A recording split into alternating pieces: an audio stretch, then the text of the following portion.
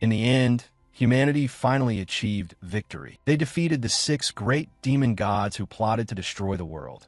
Even the god of the sea had fallen. Although he was dead, most of the land was still swallowed by the death sea he created. Thinking of that, Se-hun couldn't help but scoff to himself. I struggled so hard to survive, and in the end I have to die in this sea. At that moment, a man behind him spoke up. Are you really going to perform your little solo act here? Sae-ha stepped in front of Se-hun. He frowned slightly when he saw his shabby appearance. Anyone looking would think you're carrying the weight of the world. Mad aund yeom seonga. Hearing that, Louise turned and fired a taunt in response to the mockery. The guy who was just lying there pretending to be sick now wants to act like a hero. Fierce hound Louise Valen. Meanwhile, Amir clutched his head and complained. Man, I told you earlier, didn't I? Big Bro is just trying to relax after taking command of the Legion. I sound Amir sing. After a moment of silence, despite the others taking turns criticizing him, Se-hun coldly ordered, Shut your mouths. You'd have been dead and gone without the gear I made for you. Final Blacksmith Lee Se-hun. No sooner had he finished speaking than Song-ha flew into a rage. What did you say? Louise couldn't help but exclaim. This guy really has a sharp tongue. Amir didn't forget to chide. Big Bro, that's a bit harsh. Immediately, he let out a curse that made the atmosphere suddenly feel suffocating. Shut up, all of you. If you kids don't want to use this stuff, give it all back to me. In that moment, only one thought existed in Se-hun's mind. The 3 standing before me now are the 3 hounds. They neither sided with humanity nor belonged to those damned demons. They acted only according to what they liked, always putting personal interest above all else. They were opportunists who stayed out of the war to profit. Even as utterly selfish bastards, they survived until this moment. And in the end, they were the most active players. Thinking that, Se-hun vaguely wondered, if they had acted sooner, would the result have been better? Once again, the sun at the edge of the sea intruded into his view. Se-hun casually sat back down on the ground and glanced behind him. Is anyone else still holding on? Hearing that, Song-ha clutched his stomach and slumped. He let out a dry sound. I'm my limit. All my internal organs are crushed. Louise looked up into the air and spoke slowly.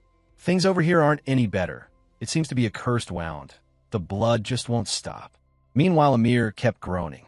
My heart's been pierced. It's probably hopeless. Seeing this, Se-hun sighed helplessly. See, you should have helped from the start. Even as they were dying, he coldly scolded them instead of selfishly only worrying about himself.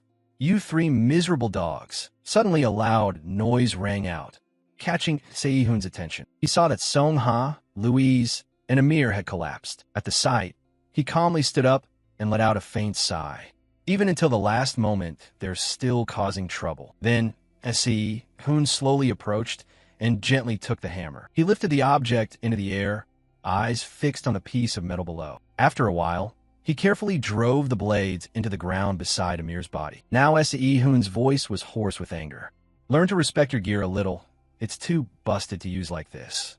He thought to himself that at least this pile could serve as their gravestone. With his task done, Se-hun looked up at the endless sky. He stood motionless amid the howling sea wind, mocking himself. Now it's my turn. Se-hun's blood-cracked hand slowly rose, his gaze coldly composed. This will be the last time I do this. At once he struck the center of his chest hard. The air trembled softly. Lines of glowing text floated before Se-hun, an emotionless voice echoing in his head.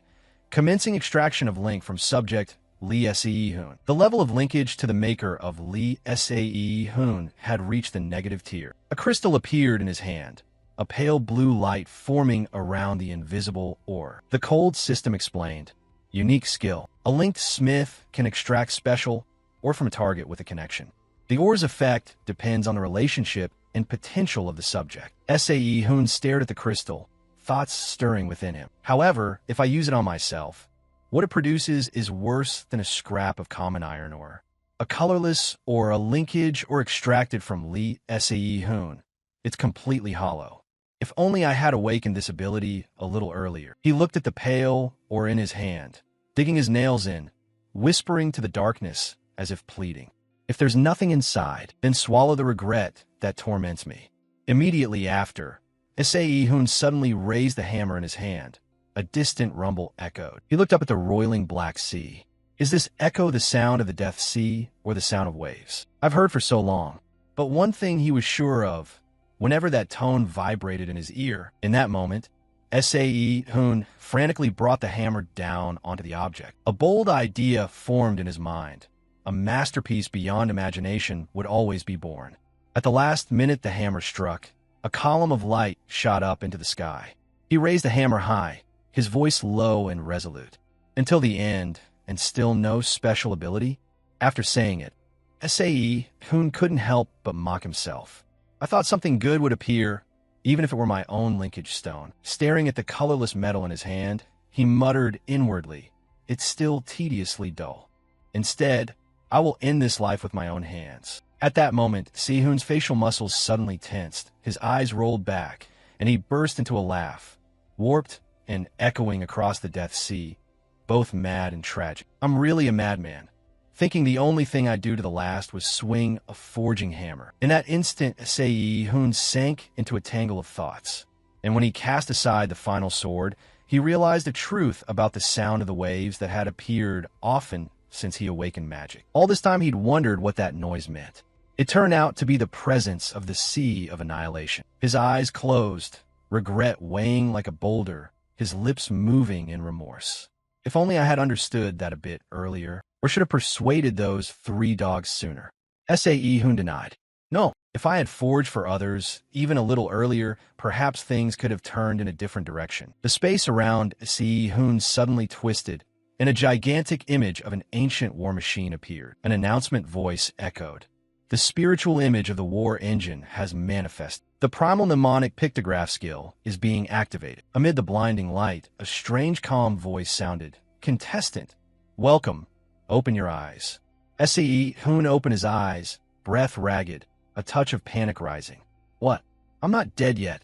Opposite him, Assistant Han watched him in bewilderment. Hey, contestant Lee, Sae Hoon. What on earth are you doing over there? Hearing that, Sae Hoon flinched. Contestant. That word, I haven't heard it in 31 years. Then he suddenly shouted, Why are you spacing out in the middle of the entrance exam? As soon as the words left his mouth, he widened his eyes. What? Sae Hoon scanned around. The entrance exam? If it's about 31 years ago, could this be the 3 seals? Could these be memories resurfacing before I close my eyes? His eyes flashed with horror as he recalled the final moment.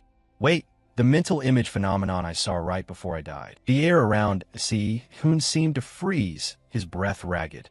A regression to the starting point? Could that really be caused by the weapon made from my linkage stone? Assistant an spook Stanley. This is your final warning, contestant Lee Sae Hoon. He continued, If you don't do this properly now, I'll kick you out. Hearing that, Sae Hoon nodded instinctively. Yes, Sae Hoon stared at the hammer below. Regression. So that's what it is. His hand tightened in the air, as if grasping an invisible hammer handle. If I had recognized the gifts and started swinging the hammer earlier, could I have changed everything? Sae Hoon rejected the thought fiercely. No, that's not the most important thing. His breathing slowed, his heartbeat steadied, and his body felt reborn in that moment of clarity. He stared at his palm.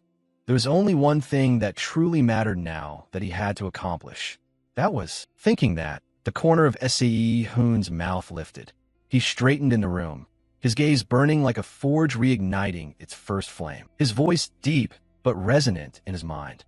I must protect everything. The corner of Sae Hoon's mouth rose again as he resolved. In this life, I will pass the Babel exam. He gently raised the hammer high, his eyes lighting up with that thought. Facing those 3 dogs was only the beginning. Then suddenly a small flame flared.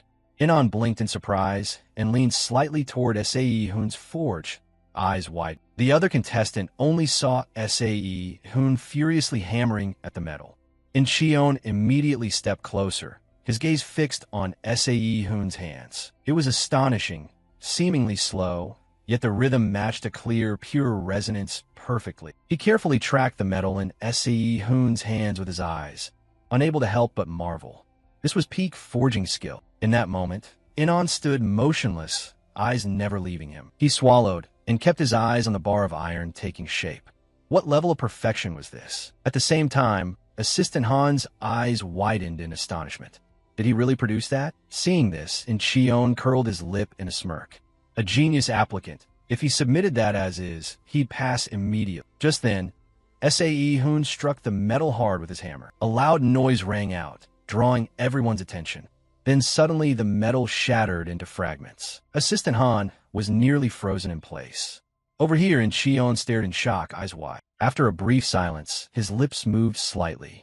Although I still have a long way to go, flaunting such trash. He halted the hammer midair, his gaze turning cold. Is something I absolutely cannot tolerate as a smith. Witnessing that, Assistant Han shouted angrily, "You just destroyed a weapon in front of the professor? Do you think forging is a joke?" Sae Hoon calmly called out, "Examiner." Before Incheon's bewildered eyes, he nonchalantly made a request. "I want to redo the exam." Then he bellowed again, "Hey, you contestant." He suddenly cut in, "Assistant." Incheon folded his arms and gave a short, decisive order.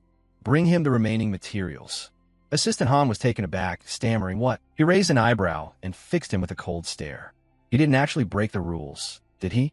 Or do you want me to fetch them myself?" Not daring to argue, Assistant Han hurriedly replied, "I'll bring the materials right away." Incheon stepped closer to the forge, looked Se Hoon in the eye, his voice warm but laden with pressure. "Young man," he warned sternly, "do you know there are only 40 minutes left in the exam?" Sae Hoon only nodded. "Yes." Incheon stared at the shattered pieces and asked curiously, "So you think breaking it was the right decision?" At that, Sae Hoon's gaze flicked quickly to the destroyed metal blocks. Finally, he turned to Incheon with unwavering resolve. "I cannot submit something like that." On the other side, Incheon tilted his head slightly, a thoughtful look crossing his face before he slowly spoke. "All right, do your best." After a moment, the fire of determination lit in Se Hoon's eyes once more. He took a deep breath, feeling this young but frail body tense with resolve.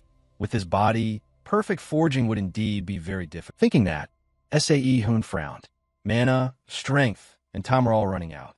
So the best choice in this situation was suddenly a loud, sizzling burst from the forge. Several contestants startled and turned. "What was that noise?" One person cried out in panic. "Is that bastard pumping mana to ignite it?" Someone lunged forward half a step and shouted, "Hey, what are you doing? If those stones catch fire, they'll explode. Hurry." Meanwhile, Se Hoon calmly reached out and triggered the flame. The room fell silent as a five-colored flame flared violently without exploding. Someone exclaimed, "Huh? Impossible, that madman." At that moment, an invisible stream of mana suddenly surged toward him. At the terrifying sight, a few people panicked and shouted, "Fire! Bring the extinguisher, quickly!" Assistant Han's voice trembled as he pleaded, "Professor, tell him to stop." Incheon replied curtly, "Let him do it. And don't react like that. Neither you nor the contestants should." Saying that, he signaled seriously, "Watch the flow of the flame closely." He couldn't help but feel a bit unsettled. Strange. Before Sae Hoon stood the five-hued fire spirit, a high-temperature flame amplified by the resonance of 5 types of igniters. He smirked, eyes fixed on the flame. It demanded extremely precise mana control, but it was an excellent technique, one that could even be used when mana was at a minimum. A contestant stammered, disbelieving his eyes. "What? It didn't explode?" Another hesitated.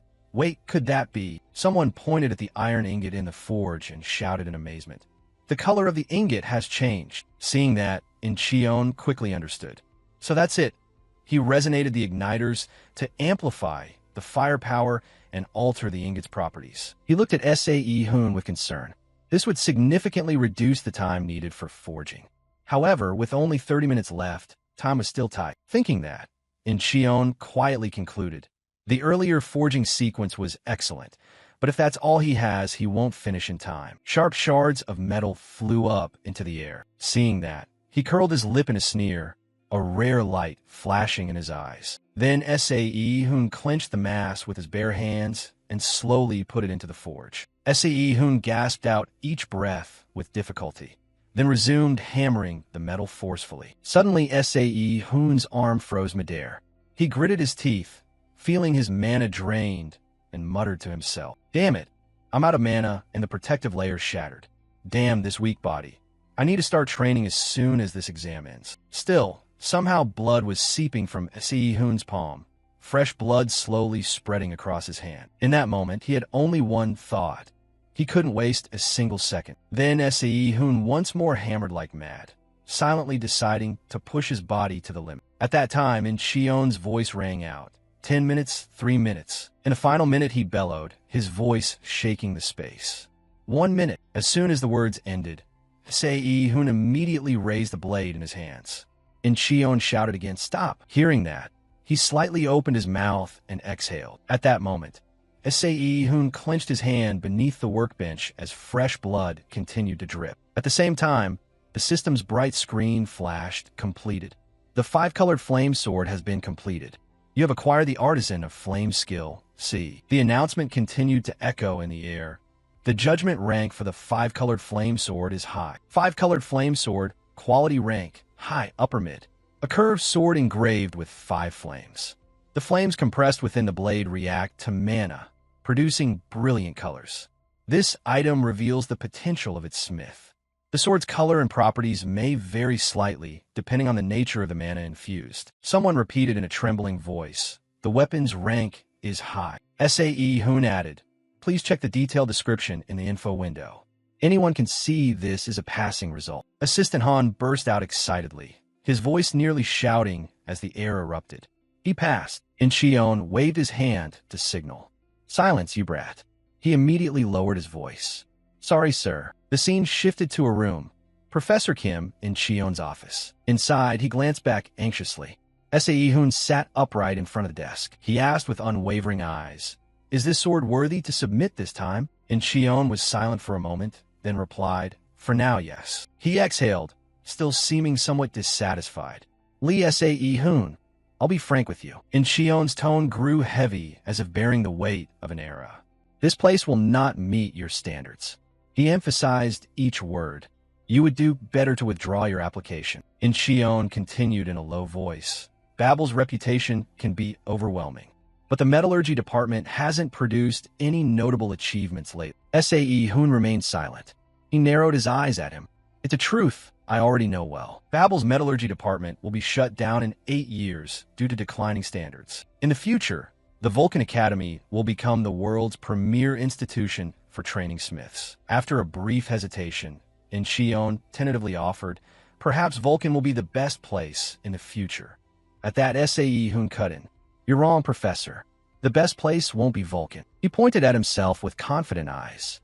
"It will be Babel, where I'm about to enroll." Hearing that, the man flinched slightly, his gaze visibly unsettled. In-cheon stared at Se-hoon with a clear mix of doubt and astonishment. In-cheon narrowed his eyes, scrutinizing him sharply, his voice slow and challenging.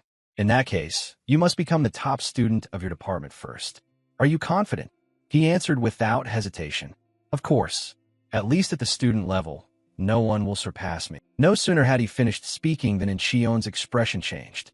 He asked sternly, "Do you know the selection process for the department valedictorian at Babel?" Presented with the question, Se-hoon recited the information quickly like a machine. They choose a departmental valedictorian candidate through an additional exam between the department's top 2 students. From those candidates, the valedictorian is decided. That's what I know. Babel Academy broadly divides its students into 3 faculties: Combat, Agar Support, UR, and Technology Borsipa. Within each faculty, dozens of majors intertwine like a network of roots. Becoming the valedictorian of a faculty means you've received the highest evaluation across countless majors and are recognized by all of Babel as a top talent. Back in the present, In-cheon showed clear signs of tension. His arms clenched so tight they trembled. In-cheon turned to face Se-hoon directly, his voice lowering with sincerity. "I'll say it again, not as a professor, but as a senior smith." He continued in a resigned tone. "Even if you become the faculty valedictorian, it's hard to expect success as a smith here. Go to Vulcan Academy." In-cheon nodded slightly, as if deciding for him.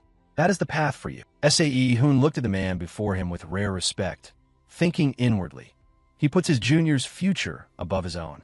He truly is an honorable man. After a moment of silence, he reaffirmed, "The environment isn't important, like I said." His eyes lit up, and his voice rang out with enthusiasm. "Babel, where I'm about to enroll, will soon become the best place." In-cheon was momentarily bewildered. The place you'll make the best? Eventually a smile tugged at his lips, revealing genuine interest. And Cheon couldn't help but laugh, reaching out toward Sae-hoon. That's a claim beyond mere arrogance. But for some reason, I don't dislike it. He extended his hand, looking at him earnestly. I very much look forward to working with you. Seeing this, Sae-hoon didn't hesitate and firmly gripped in Cheon's hand. He squeezed the man's hand with force, a smile at his lips. Likewise, shimmering text then appeared before him. A link to target Kim and Cheon has been established. Link with creator Lee Sae-hoon is now level 1. Extracting link from target Kim and Cheon. Sae-hoon clenched his forearm, and a floating object appeared precisely above his palm. A metal chunk manifested, a faint fire smoldering within. System description: fire-bearing iron link, quality rank, high, upper, low, a type of metal that possesses flame. It has wood-like properties and can store fire inside. At Sae-hoon's spot, he stared in bewilderment at the burning object in his hand. At Sae-hoon's spot, he stared in bewilderment at the burning object in his hand. Sae-hoon rotated the small metal chunk in his hand. Not bad, but is that all the size it comes in? He pressed his lips together and analyzed. Link extraction quantifies the relationship with a specific target to draw out ore types that don't naturally exist. Sae-hoon stared at the metal chunk, his expression darkening. The problem was that the link level was still low, making it difficult to make use of it right now. Looking at the stat panel before him, he gave a bitter smile. Moreover, compared to Babel's freshman, his stats were pitiful. Sae-hoon lifted his head and sighed in resignation. Regrettable, but if that's the price for returning to the past, it's still cheap. He muttered to himself, forcing himself to calm down. That's right, don't rush. A murderous gleam flashed in Sae-hoon's eyes as he thought of the future. Wanting more would simply be greed. There's still time to crush those damn Demon World bastards. The Demon World monsters threaten not only humanity, but the entire planet. The 6 great demon gods causing humanity's annihilation was entirely their plan. Sae-hoon stared into the void, thinking, if he wanted to stop them, he couldn't be picky about means or methods. He mustn't let himself be thrown off by crucial future events. So first he needed to obtain weapons or skills tied to his memories. He nodded slightly, as if confirming to himself. The first step of his plan to enroll at Babel was resolved. Next, at that moment, a beam of light flashed, drawing Sae-hoon's attention. His eyes widened in obvious astonishment. The system announced solemnly, user Lee Sae-hoon's link level has reached level 1. The link imprint skill has been added. 1 week later, at Babel Academy. Babel Academy emerged under the morning sun. Meanwhile, in a hallway of the academy, Sae-hoon exhaled in frustration. Damn it, I'm lost again. Is this the right place? He looked around the wide corridor and stopped when he saw the familiar sign. Here it is. As soon as he entered, Sae-hoon cautiously spoke up. Good morning. Someone suddenly interjected. Student Lee Sae-hoon. After a brief moment of bewilderment, he went still with shock. Michael tapped the desk slowly. He sneered. You seem rather relaxed. Michael raised an eyebrow and glanced toward the crowded waiting room. Don't you see people are waiting? Michael Bammett, vice principal of Borsippa. Hearing that, Cheon couldn't help but speak up. Vice principal, there's still 10 minutes before the supplemental exam begins. He cut in immediately. This isn't about time, it's about attitude. Michael's voice grew low. I'll have to warn him about this. On the other side, Sae-hoon felt a momentary awkwardness and sighed inwardly. Not only is the metallurgy department in bad shape, but is he also at odds with his superiors? Sae-hoon's gaze shifted to Cheon. Now I understand why he recommended another student. As he continued to glance around, Han turned to look with undisguised anger. His eyes landed on Sae-hoon and scanned him up and down. Seeing that, Sae-hoon froze for a moment, his arm dropping unconsciously. After a brief hesitation, Sae-hoon slowly spoke. Nice to meet you. Faced with Han's scornful attitude, he forced a smile. That brat, what's his deal? It's been a long time since I was treated like this. Annoying, unbelievable. Just then, a voice rang out, drawing everyone's attention. Is everyone assembled? Shortly after, a figure appeared in the blinding sunlight. Seeing this, Sae-hoon and Han both turned around. On that side, Michael exhaled. We were wondering when you'd arrive, principal. At the same time, he widened his eyes as he saw the other person. The one who had appeared was. At the same moment, He widened his eyes upon seeing the other person. It was... Eunha immediately took a seat, meeting Sae Hun eye to eye. She stared at him with a cold gaze and spoke in a low voice. I apologize for being late. Eunha, head of department at Babel, seeing Sae Hun, he couldn't help feeling a bit unsettled. Why is she here? The moment he saw Eunha, Sae Hun was stunned, his eyes darkening as if tracing distant memories. I'd heard rumors that she used to work at Babel. Thinking that, he grew even more unsettled. He never expected that person to now occupy the principal's chair. An S-rank hero, the weapon-devouring Eunha, a superhuman with a unique ability that increases strength by absorbing weapons. Before I travel back in time, she had merely been a regular customer who often visited my shop. After a long while, Eunha appeared in a shabby state. Her voice softened, her eyes curved as if smiling, but deep down she hid an unreadable remorse. I truly regret having eaten your weapon. Meanwhile, Sae Hun stood motionless. He did not respond to Eunha. Then the space fell silent. She hung her head. On his side, Sae Hun wore an angry expression. His teeth clenched so hard his body trembled. In the end, helpless, he bowed his head and returned to the present. A short, decisive call snapped him out of his thoughts. Hun, Shai Hon. Sae Hun perked up and replied quickly, yes. And Shion spoke in a steady, deep voice, scanning each candidate. I will begin explaining the exam content. Everyone, pay attention. He emphasized in a strained voice, enunciating each word clearly. You will have a total of 90 minutes to complete this test. And Shion paused briefly and then continued. During those 90 minutes, your task is to forge a piece of equipment that can harmonize with the sword from the previous exam. And Shion stopped for a few seconds, creating a heavy silence. However, his voice grew colder, each word ringing like a command. You're only permitted to use alchemical forging techniques to craft. And Shion tilted his head slightly toward the row of gleaming or racks. As for materials, you're free to choose any or available here. And Shion's tone lowered as his gaze passed respectfully over the two judges. The finished products will be evaluated personally by Principal Eunha and Vice Principal Bamit.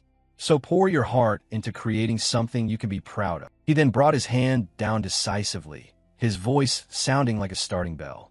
All right, facing Sae Hun and Han, and Shion shouted, the official exam begins. After a moment, he murmured under his breath, only alchemical forging? Sae Hun pressed his lips for a moment, his eyes fixed on the pile of materials.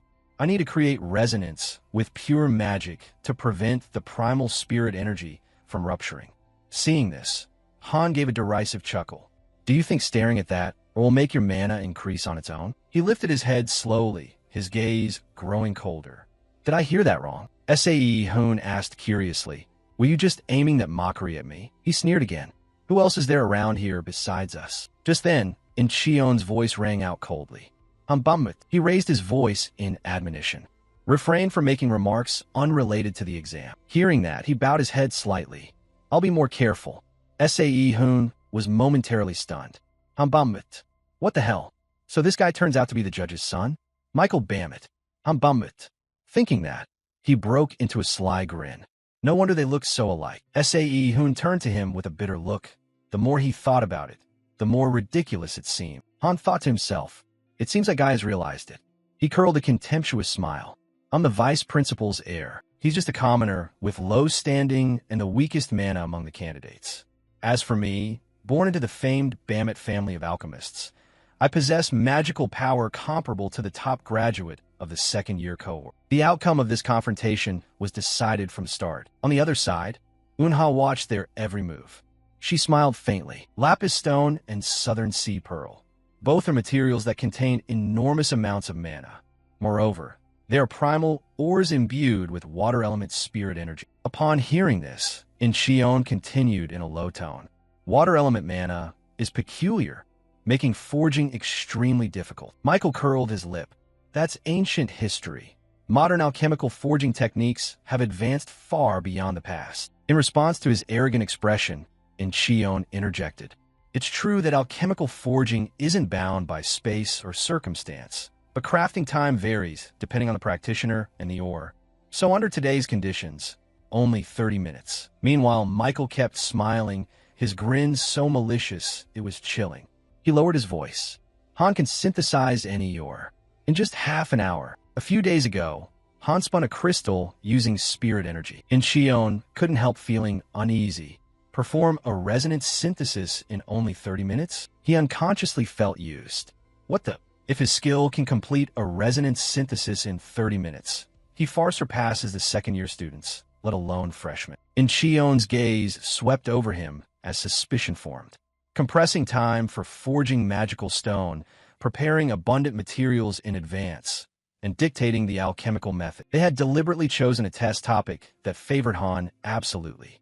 Someone already excellent in alchemical forging. And Xion's eyes rested on his face.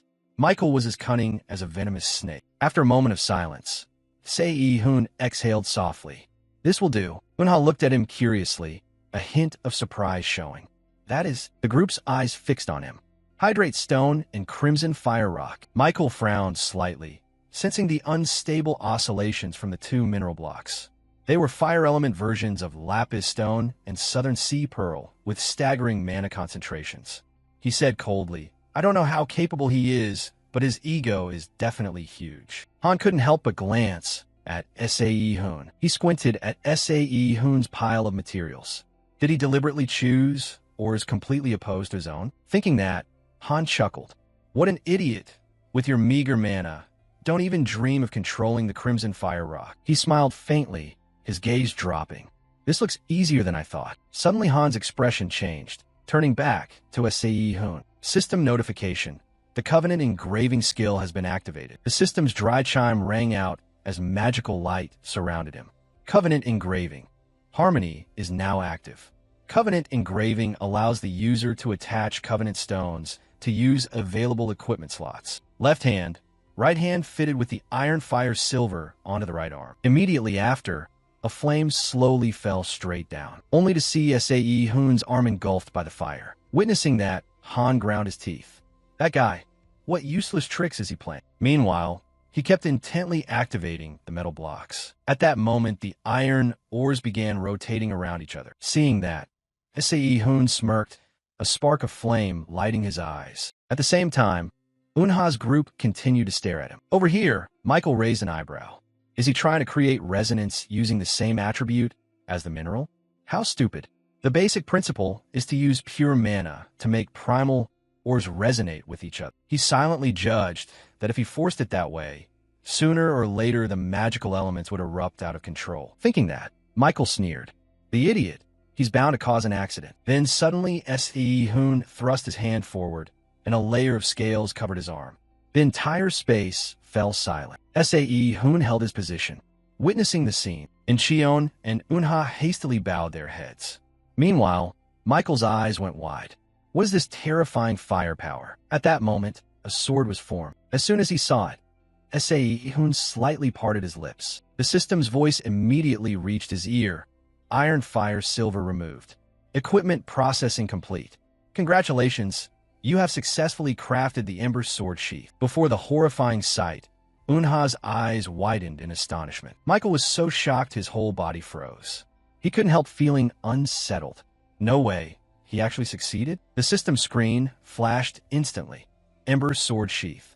Ember Sword Sheath, rare rank, low quality. A sword sheath soaked in high concentrations of fire element mana, capable of storing and amplifying fire-attributed spirit energy, allowing the use of special fire skills. The system screen flashed instantly. Ember Sword Sheath. Ember Sword Sheath, rare rank, low quality. A sword sheath soaked in high concentrations of fire element mana, capable of storing and amplifying fire-attributed spirit energy, allowing the use of special fire skills. He stared blankly at his palm, his mind screaming wildly. This was completely absurd. The magical elements should have detonated. Thinking that, Han grew even more confused. Maybe I'd misunderstood something. Just then, Michael jolted. He hurriedly shouted, "Wait, stop.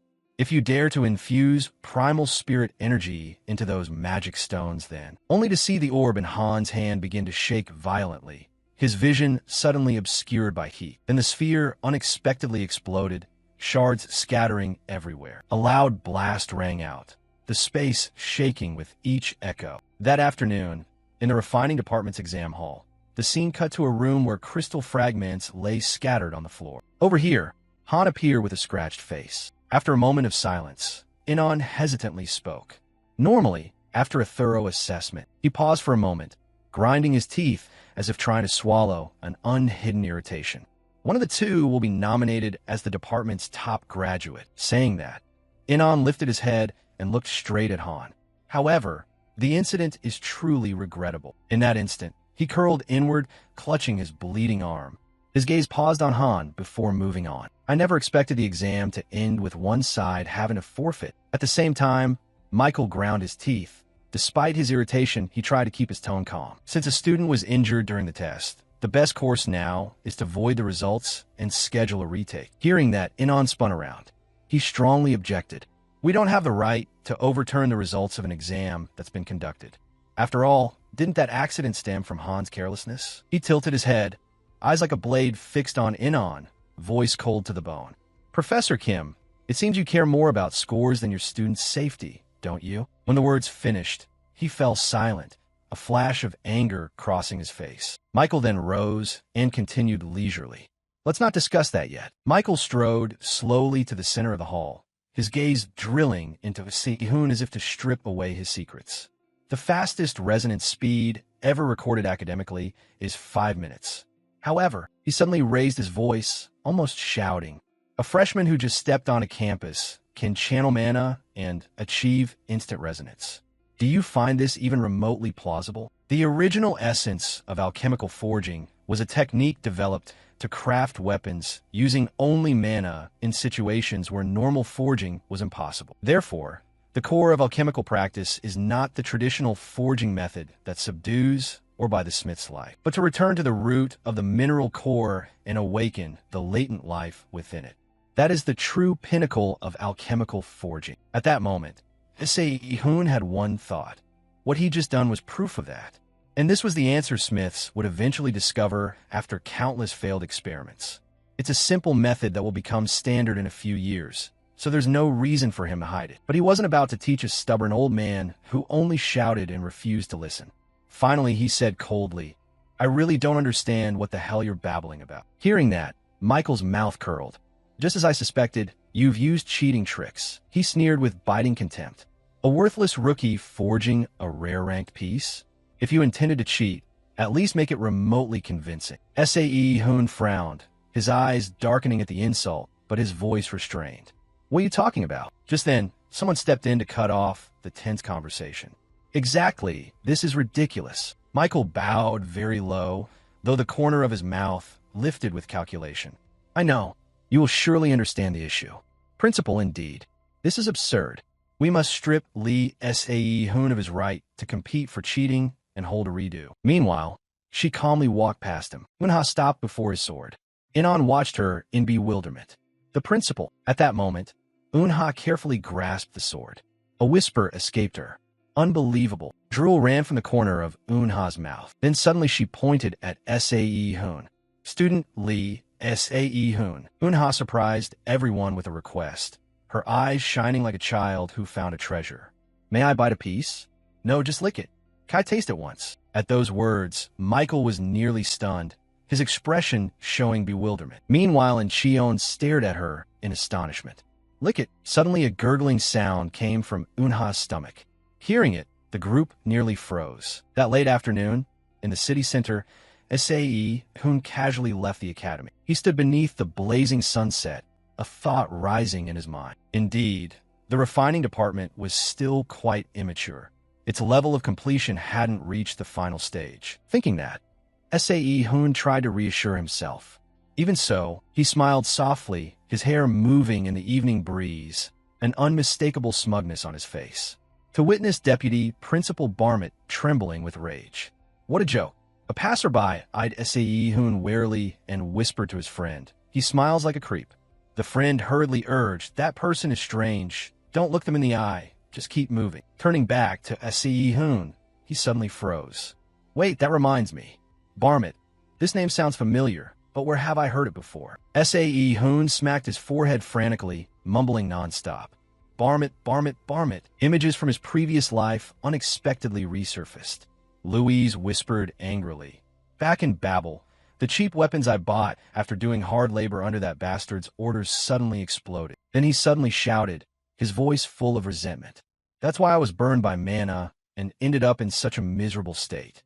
Damn him, if not for that guy. Across from him, Ehun only looked at Louise with cold eyes. Returning to the present, his steps halted as a horrifying thought flashed through Ehun's mind. The name of the smith who left Bao Kuyin Louise Valen permanently disabled was Barmit.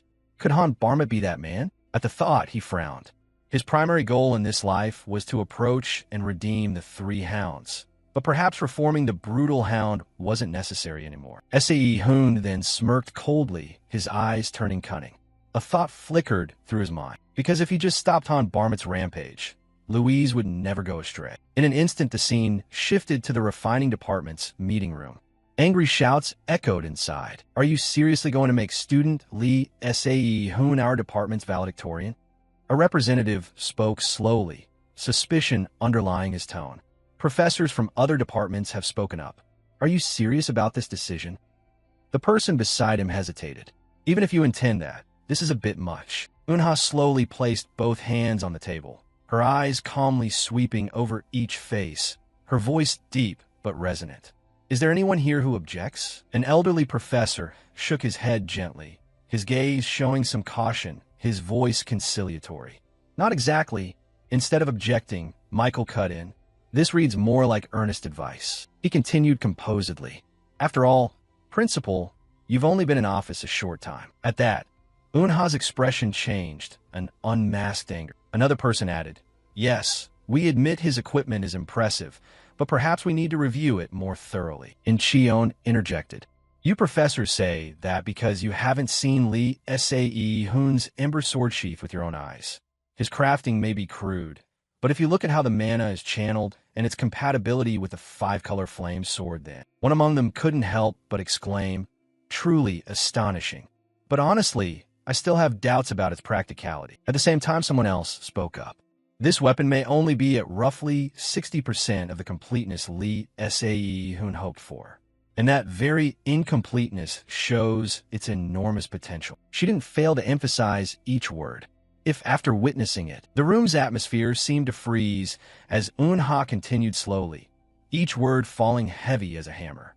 The upcoming demonstration by top student Lee Ehun, and you still refuse to accept my decision. Immediately after, she declared clearly, I will resign from my position as principal at once. In a vast square, Ludwig's voice echoed through the magic sound amplifiers, long and solemn like an ancient oath.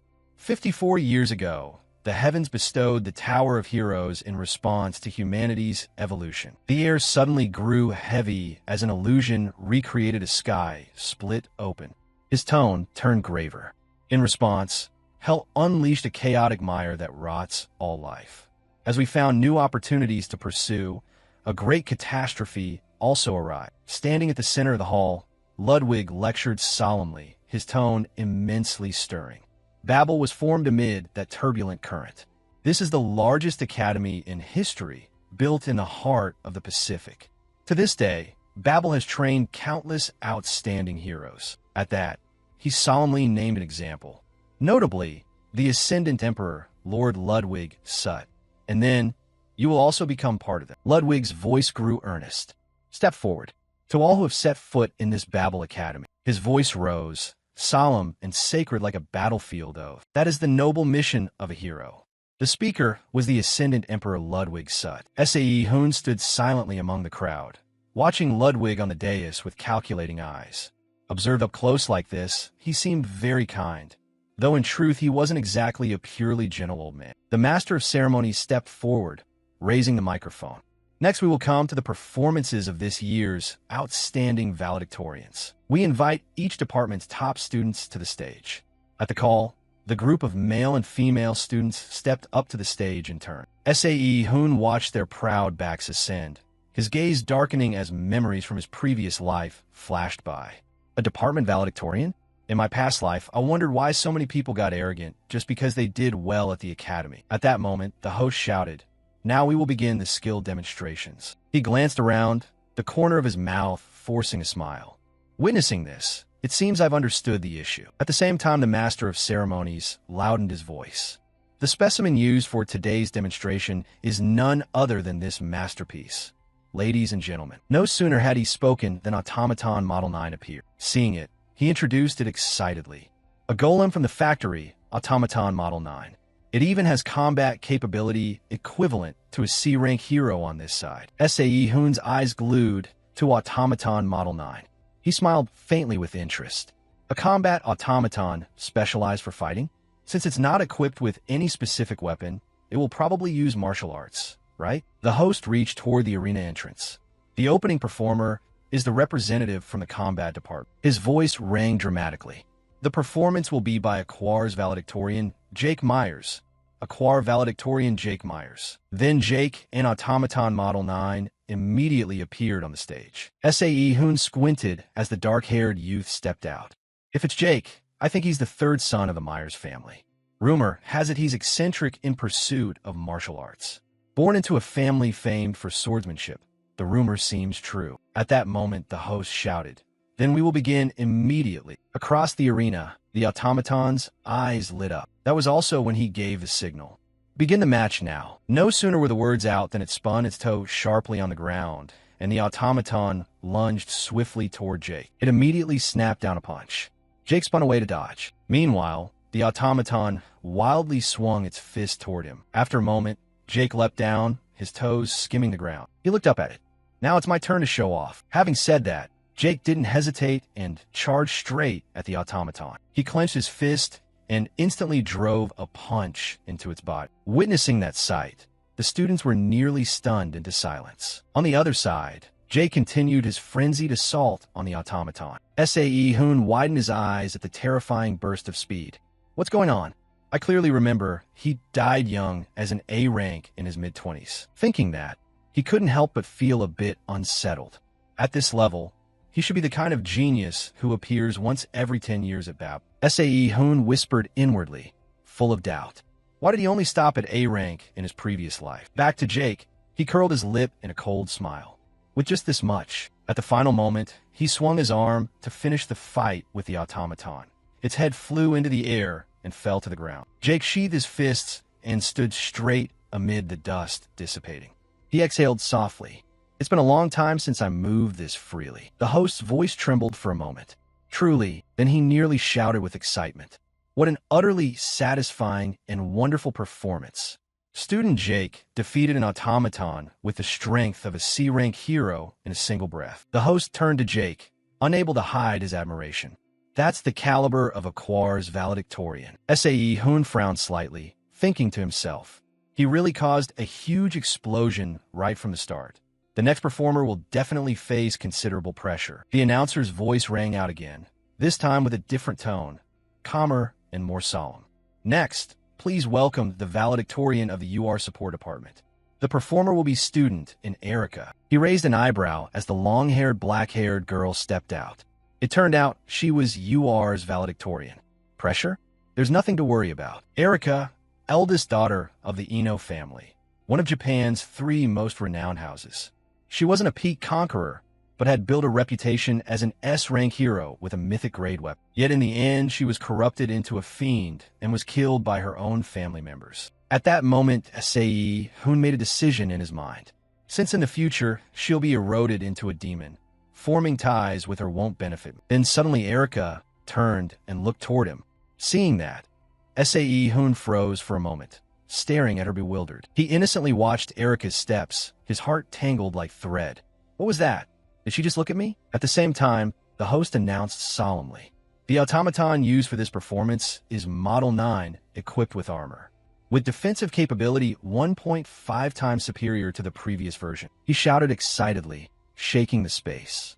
"Let's see what surprise student in Erica will bring." Then, suddenly, Erica produced a raven. Her eyes suddenly flashed with a devilish light as she softly murmured a command.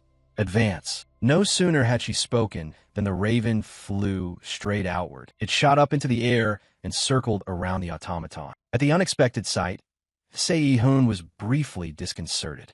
A raven? At the same time, the automaton lifted its head to follow it, its eyes suddenly flashing a demonic red light. On this side, he watched the automaton intently, mentally assessing. The automaton had shifted into a full defensive state. It would be very difficult to breach such a sturdy defense, especially since it's a defense-specialized model. Back to Erica, the corner of her mouth twitched slightly. Suddenly, the raven spread its wings wide. Its legs stretched out, revealing sharp talons. One of the raven's eyes also gleamed with a blue light. Under the sun, it stretched its wings. Then the raven suddenly accelerated, diving straight at the automaton. Below, the space descended into chaos, dust and dirt spraying everywhere. Seeing that sight, Sae-hoon was nearly dazed. On the automaton, cracks began to appear and electricity surged out. When did a hole appear in its body? Instantly, the automaton's body collapsed to the ground. Seeing that, Erica beckoned, and the raven returned. The announcer cheered again. Amazing, extraordinary. With a single strike, the armored automaton has fallen. She pierced through an opponent with C-rank strength. The group cheered happily. Erica is amazing. Back to Sae-hoon. He forced a smile. With the crowd this fired up, I feel like I'd be booed if I just pulled out a weapon and ended it quickly. At that moment, the announcer shouted. And finally, the valedictorian of Borsippa Technology. Please welcome student Lee Sae-hoon. Right then, the announcer excitedly introduced. Continuing the program, we will begin the performance of Borsippa Technology's valedictorian, student Lee Sae-hoon. Elsewhere, performance supervisor number 1 Ludwig was watching the battle on the screen. He couldn't help but chuckle softly. The skill level of these new valedictorians is truly impressive.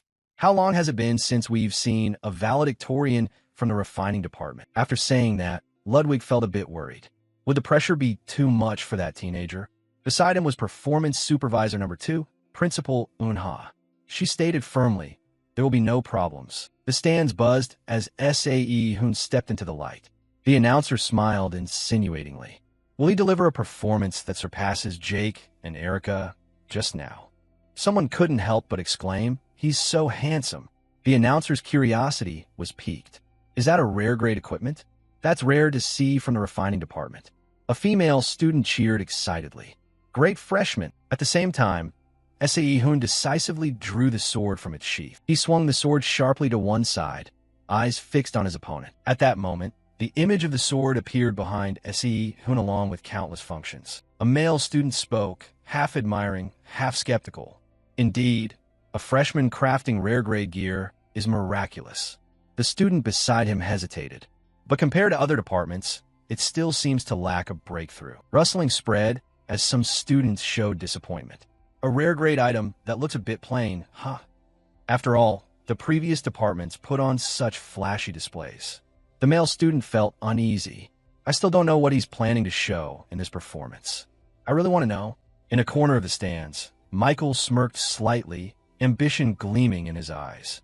Fate has sided with me. He stared at Sae-hoon with a malicious gaze.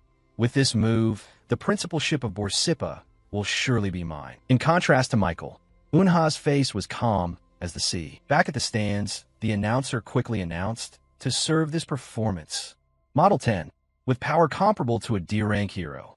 He suddenly interrupted. No, Sae-hoon lifted his head, his eyes flashing like a blade drawn from its sheath. Switch to Model 8, and please equip it with armor. The host nearly dropped his list, stammering in shock.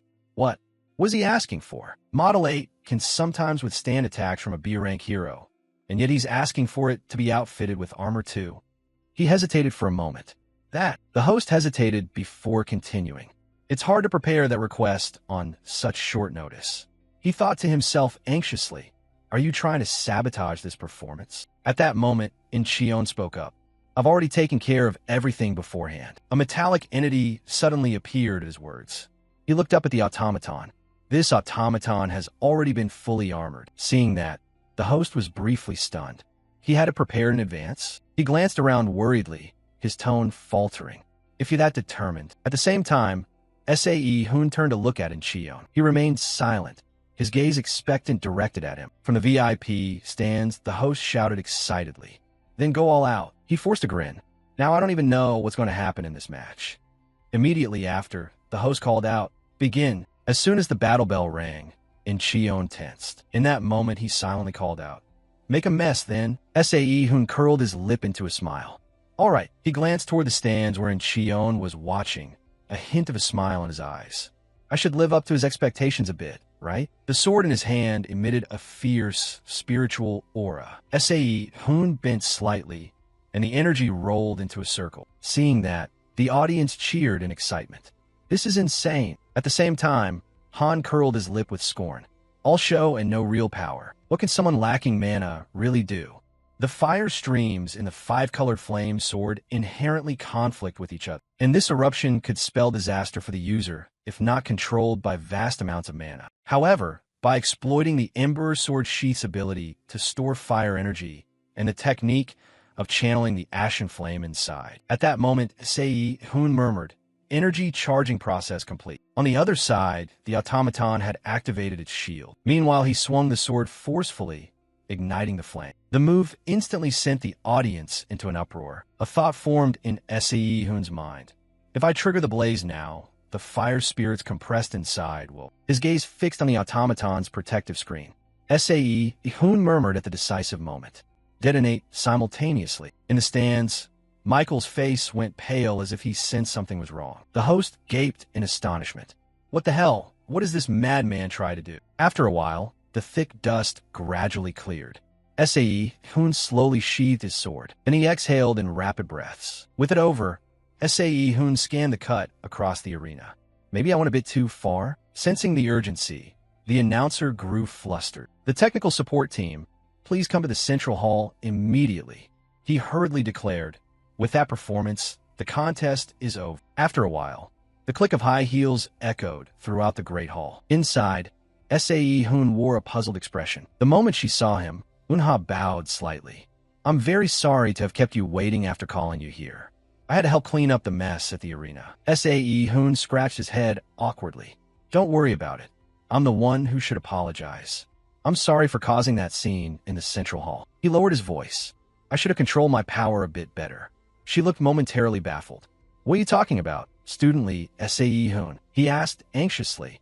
Did you think I called you here to scold you? Eunha immediately denied it. Of course not.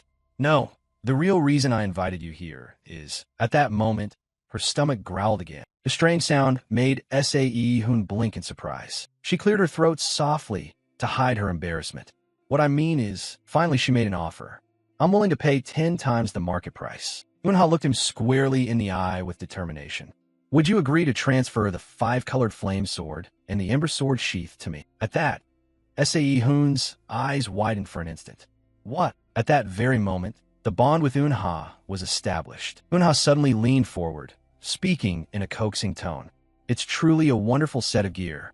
Suddenly the system screen lit up before Sae Hoon. A contract with target Eunha has been established. The contract level with creator Lee Sae Hoon is now rank 1. He opened his eyes wide, his pupils trembling with astonishment. So fast. In my previous life, I had to offer weapons to her many times before this bond form. Sae Hoon replied awkwardly. Thank you, ma'am. He quietly reassured himself. After all, this is a stroke of good luck. Lines of magical characters appeared before his eyes, the system voice echoing steadily.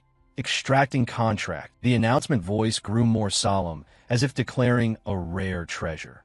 Proceeding to extract the contract from target Eunha. Contract. Ironvore appetite. High rank, supreme quality. A type of iron that generates heat by consuming other metals. It will corrode any iron material it touches and absorb the core into itself. Absorbs iron to create mineral blood. Sae Hoon stared blankly at the object before him. So it's done. At that moment, Eunha lunged forward again. Are you planning to sell that item to me? He immediately shook his head. And no, ma'am. Suddenly a voice came from outside. Headmaster, this is Kim in Cheon. He looked up, his tone clear and formal, as if conveying an order that could not be delayed. The Academy headmaster announces that the awards ceremony will commence immediately. In Cheon turned to Sae Hoon. May I take student Lee Sae Hoon with me? She nodded slightly, her gaze deep and still as a night lake. Understand. Sae Hoon quickly stepped back outside. He furtively turned his head. See you later, sir. On this side. Eunha's stomach continued to cry out for attention. The place considered the heart of Babel Academy.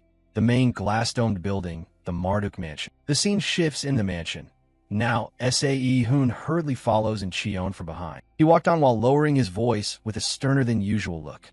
Mind your manners when standing before the academy head. He not only generously overlooked you wrecking the hall during the performance, but he is someone of an entirely different caliber than us. He smiled faintly, his expression unusually calm. You don't need to worry so much, sir. Sae Hoon quickly stepped inside. Ludwig stared at the youth before him.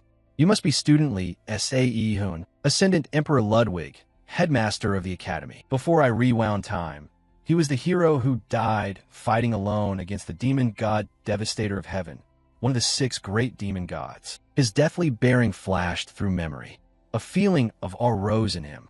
Truly a perfectionist. Ludwig then spoke. The weapons you demonstrated today were extremely interesting. He sighed. I can't say I have no regrets, but I had very high expectations for you. Hearing that, Sae Hoon froze in place. The regret in him stirred like a low flame in a forge. Though prepared, he still felt like throwing the 5-colored flame sword and the ember sword sheath back into the furnace. At that moment, Ludwig made a proposal.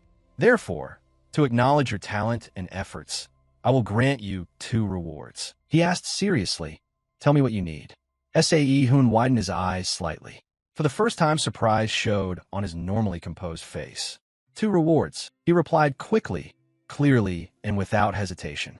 I would like rewards that can increase my mana capacity and my memory ability. No sooner had he finished than Ludwig raised his hand into the air, forming a sigil in the space between them. Sae Hoon stared at the 2 treasures. Black Inkstone, hero rank, supreme quality. A shard that fell like ink-colored light from the night. It devours everything except darkness and can absorb mana from anything that contacts the crystal. Dream-eating ivory, hero rank, average quality. The tusk of a beast that feasts on dreams. It contains dream magic capable of crossing the boundary between reality and dream, helping connect with dreams by using a source of dream mana. He looked bewildered. This was already the jewel black inkstone, but the dream-eating ivory was even rarer to find. Sae Hoon smirked. It's a bit hard control right now, but I already have ideas for how to use them. He observed him for a while longer, his tone lighter but still weighty. Are you satisfied with them? Sae Hoon bowed his head slightly in thanks. They are truly wonderful, sir. Just after he left, a voice spoke up. What are you pondering? The divine mirror expressed suspicion at only that boy receiving 2 rewards. This action isn't at all like your usual style. Ludwig answered over the speaker. I gave them simply because the child has the capacity to assimilate them. Hearing the reply, he couldn't help but exclaim, Is that so? I get the impression he's like an old man in a young body. He spoke in a low voice. That only proves he possesses such profound depth that even you sensed it. Ludwig watched Sae Hoon's figure recede down the antique corridor. Moreover, even I cannot fully comprehend the depth of that youngster. The scene centered on the mansion named Marduk. Inside the classroom, the group of male students continued to debate. At that moment, a male student cheerfully approached Han. Hey Han, want to grab something to eat? Where to? He refused without hesitation. Sorry, I have a date with Senior Howard today. The male student gaped in surprise. A date with the 3rd-year valedictorian of Borsippa? Han replied casually. Our families are close, so we meet often. He said he'd give me some advice about life at the academy, so we're meeting. He stepped a little closer. If that's the case, mind if I come along? Just then, Sae Hoon entered. He glanced at Han with a cold look. The moment they saw Sae Hoon, the whole classroom fell silent. His gaze fixed on Han again. He couldn't help but feel a chill run down his spine. What is that creepy look supposed to be? Seeing that, Sae Hoon curled his lip in a sneer.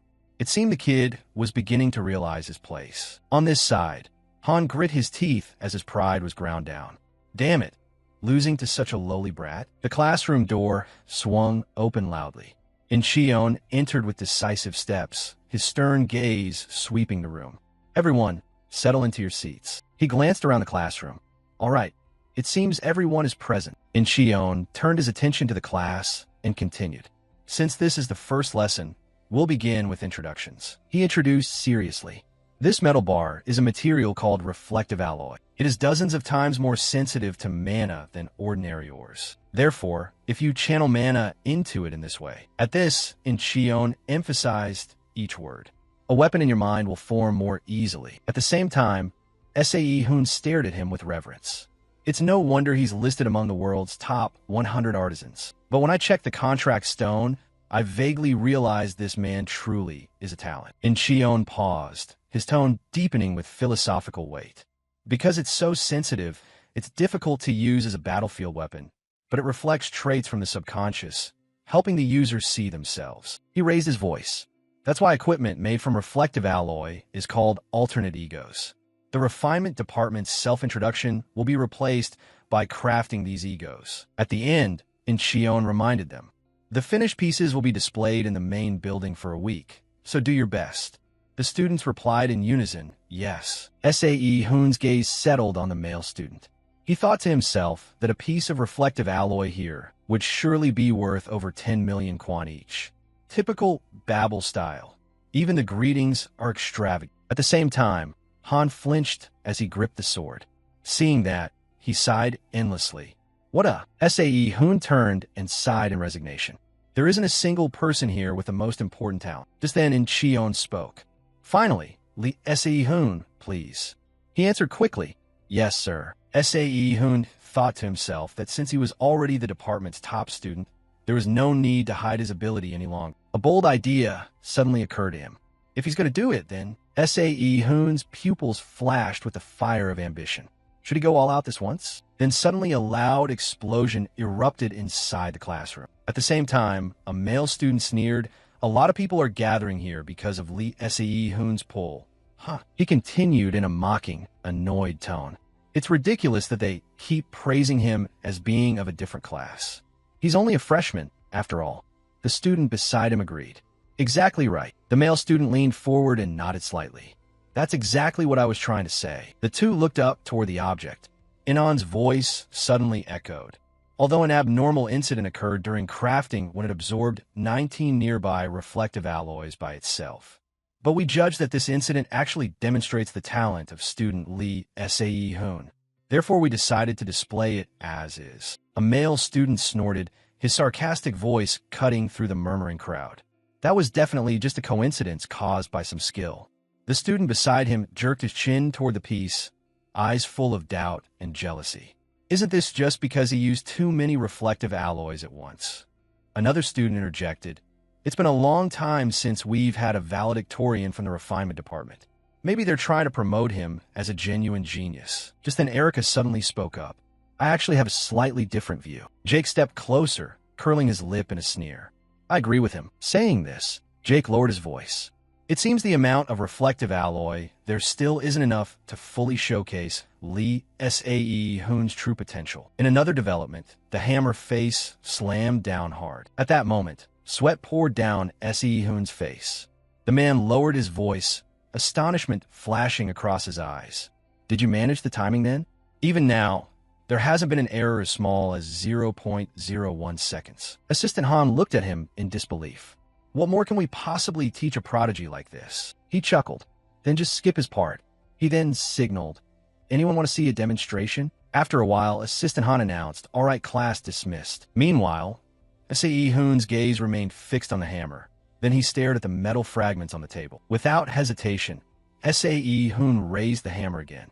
Assistant Han suddenly spoke up. Are you planning to smash it? He stopped and bowed politely to the assistant instructor. He stepped closer and reminded him, we need to hand these items in after this week's forging class, so don't damage them. SAE Hoon tilted his head. We have to hand them in. Assistant Han put on a weary expression. What do you think students get the budget? Babel provides support based on performance and the number of weapons sold on the external market. He fell silent for a moment, then questioned, so what exactly are you dissatisfied with right now? Is it your condition or your mana supply? At the unexpected question, SAE Hoon let out a small laugh. My biggest problem right now is my body. At that moment, complex thoughts stirred in him. To craft training tools, he needed to forge Mac Thatch, but he lacked the endurance to carry out that work. The assistant tilted his head, his voice suggesting a tempting shortcut. If that's truly necessary for forging. After a brief thought, he offered a solution. Isn't using enhancement talismans faster than physical training? Hearing that, he couldn't help but laugh. I never even considered that option, because it's what I always avoided before I turned back time. The corner of SAE Hoon's mouth lifted as if he'd found a new path. Since he'd returned to the past, and now had stamina issues, he could certainly forge Mac Thatch while under the effect of enhancement talismans. He bowed slightly. Thank you very much for the useful advice. Assistant Han shook his head slightly. No big deal. Then Sae Hoon looked up, his gaze dropping to the sword in his hand. While he was casting, he reminded him, "You're using more mana than necessary. Reduce it to about 70% of the current level and instead focus the strike on a single point." Before leaving, Sae Hoon said firmly, "Doing it that way will be more effective for you right now." Hearing that, he forced a smile. A freshman just gave the assistant instructor advice. Assistant Han then turned and looked toward the hammer. At that moment, the atmosphere grew increasingly heated. Babel always encouraged proactive self-study by each student. The system's voice rang out. The doors are beginning to open. The instructor's announcements continued. You have the right to enroll in classes from other departments or even take dozens of courses in a single semester. However, you must complete all of your major courses. And if you accumulate 3 failing grades, you will be expelled immediately. Everything is completely free, but you must take responsibility for your choices. Then the PA announced, "Next stop, you are the district for the School of Magic." At that moment, Sae Hoon casually stepped off the tram. As he looked up, Erica suddenly appeared. A male student blocked the way, his tone provocative. "Hey, don't just stand there blocking the path, move." Sae Hoon frowned. Who are these people? Why are they picking a fight out of nowhere? He raised his voice. "You're the ones who should move." Hearing that, the male student's body trembled with anger. Erica stepped closer. She asked curiously, "Where are you headed?" Taken aback by Erica's sudden action, the male student stammered, "Miss Erica." Sae Hoon answered honestly, "To the School of Magic. I was wondering if there are any electives I could sign up for." Seeing that, she decisively offered, "Then I'll show you the way." He hurriedly interrupted, "Miss Erica, the meeting is about to start." She cut him off bluntly. "You all go on without me." The male student urged anxiously, "But the seniors said they really want you to be there." Erica glanced coldly, her tone even but non-negotiable. "I'm not interested." Turning back to Si-hoon, his gaze never wavered, and the two quickly left despite the male student's shout. "Miss Erica." Once the area grew quiet, Erica turned to him, her expression noticeably more serious. "Exactly what kind of elective are you looking for?" Hoon replied slowly, "I'm trying to learn more about enhancement talismans." She followed up, "Specifically, what kind of enhancement effects?" He answered calmly, "Something that can boost physical ability, but absolutely won't interfere with forging." Hearing that, Erica suggested, "Then try barrier magic." Hoon froze. "Barrier magic? Isn't that usually used just for defense?" She explained slowly, "It can be adapted in many ways depending on how you use it." Erica produced a thin sheet of paper from her pocket and gestured. "I'll give you an example." She held the paper out to him. "Try tearing this paper." Hoon took it and felt a thin layer of mana around the surface, surprised. Had she just increased its durability? No, not exactly. It retained its original properties, but would automatically become much sturdier when struck by a strong external force. Hoon stared at the scrap of paper, analyzing. This technique is perfectly suited for forging work because it demands extremely precise control. Erica gave a faint laugh. "For complex applications like this, you'll probably need a professor's help." He stared blankly at the scrap of paper, suspicion rising in his chest. "Hey, this spell formula looks very familiar." Meanwhile, she kept talking nonstop. "The professor who teaches barrier construction married someone from a collateral branch of my family, so I can introduce you to him directly if you want." Saying that, Erica raised her voice slightly to follow up on the offer. Then Hoon suddenly exclaimed, "That's it." The scrap of paper was torn to pieces at once. At the sight of that, she couldn't help feeling a bit bewildered. "You can understand my family's barrier technique in such a short time? And you even dismantled it already." That morning at the University School of Magic, Hoon's appearance beside her right in the middle of campus astonished everyone, becoming the focus of curious stares and ceaseless whispers. "Why is Erica walking with a guy from another department? I think I saw them together yesterday, too. If I remember correctly, they also showed up together at the exhibition." Amid the focused gazes and the whispers spreading across campus, he could only sigh in resignation. Rumors really do spread fast. Why do people always have to pry into others' business? It's ridiculous. If Erica actually had feelings for me, there would already be a bond between us. Anyway, I wonder what criteria they use to select people for the class. I registered for it, but they said we had to take a test first. Erica immediately spoke up to introduce. This is the location for the barrier structure exam. Se-hoon glanced around, then asked with a hint of doubt, this forest. The other candidates kept cursing in frustration. Damn it, what kind of remote neighborhood is this? He quietly studied the forest before him and thought to himself, are we playing a treasure hunt for an exam or what? This is getting annoying. Could they have used a barrier to hide something? Se-hoon accidentally stamped on a strange spot, causing the barrier surrounding the forest to shatter immediately. The moment the barrier collapsed beneath Se-hoon's feet, the teaching assistant appeared and announced plainly, you have passed the test. He was so shocked he could only exclaim in surprise. What? Robert looked up at the TA, standing by the desk, with a puzzled expression. That young lady actually took an interest in our department's top student?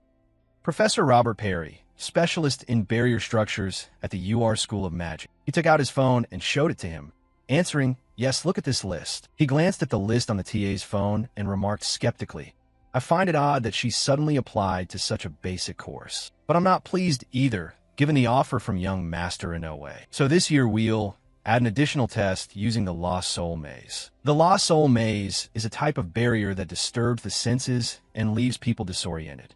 Although it's only a basic barrier, if someone is utterly ignorant of magic, they wouldn't even notice its presence. Witnessing the scene, Robert fell silent in amazement, inwardly marveling as he realized the true extent of the boy's abilities. Even without the young lady reaching out to help, could he break that maze purely by instinct? He declared clearly to the crowd, all of you here have passed the first round. From now on, we'll divide the classes through the second test. A student raised his hand confidently. May I go first? The student calculated inwardly. This is a golden chance to impress Erica. Robert nodded in approval. All right. The content of the second test is also very simple. Use your magic power to dismantle the activated barrier in front of you. I will judge based on completion time, so be quick and precise. The contest begins. A barrier in the shape of a spider web with a spider at its center acting as the nucleus. This spider will continuously evade whenever it senses mana flowing along the threads. And as long as it exists, the web will perpetually regenerate itself. Seeing the barrier, the student who volunteered froze, mentally calculating under tension. To encircle the entire magical structure by conventional means, his mana reserve was insufficient. If that's the case, I'll overwhelm it with speed. He glanced at the timer and said sternly, 2 minutes 23 seconds. You need to focus more on understanding the barrier structure. Anyway, this result isn't too bad. The student cast a quick glance toward the young lady, hoping for encouragement, but Erica's face remained expressionless, like a mirror-smooth lake, leaving him to bow his head sadly and reply, Thank you, Professor. Robert then issued a curt command. Next person, next one, step up. After everyone had tried, he conceded helplessly. All of you will start from the basic class. Next is Erica Ino's test. You may begin. She stepped forward with an unusually calm demeanor. Erica simply lifted a finger and touched the barrier. The entire ring of the barrier suddenly flared and shattered into 100 pieces. In the stunned silence, the surrounding students' faces went blank with amazement. Immediately after, whispers began to ripple like waves. How could she be that fast? She dissected the entire formula and caused the barrier to collapse completely. That's the level of a valedictorian. Amid the ongoing praise, he slowly stepped forward. Robert glanced at the stopwatch and said coldly, 22 seconds. Well done. But if you'd used the standard dismantling method, you might have been 2 seconds faster.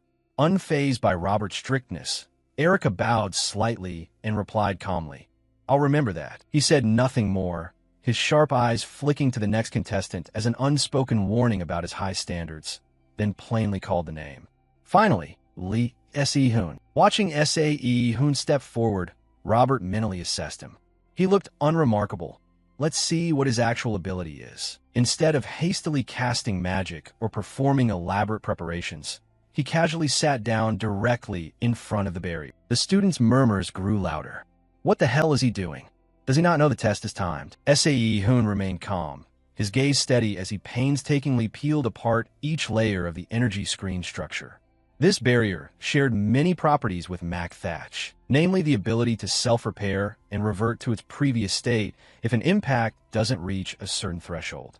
Therefore, to forge such a stone, a blacksmith must deliver all impulses at the same moment with precise ratios. Robert finally lost patience. He strode forward and demanded, "What exactly are you trying to do? Listen to me." Erica's voice cut in. Let him be. Faced with Erica's authoritative request, he could only fall silent, helpless. Robert said nothing further, lips pressed tight as he stepped back. In the absolute silence, Hoon's mind continued working at maximum speed. So if I do it this way, can I retain the impulses accumulated inside the block, instead of shattering or dissipating as usual?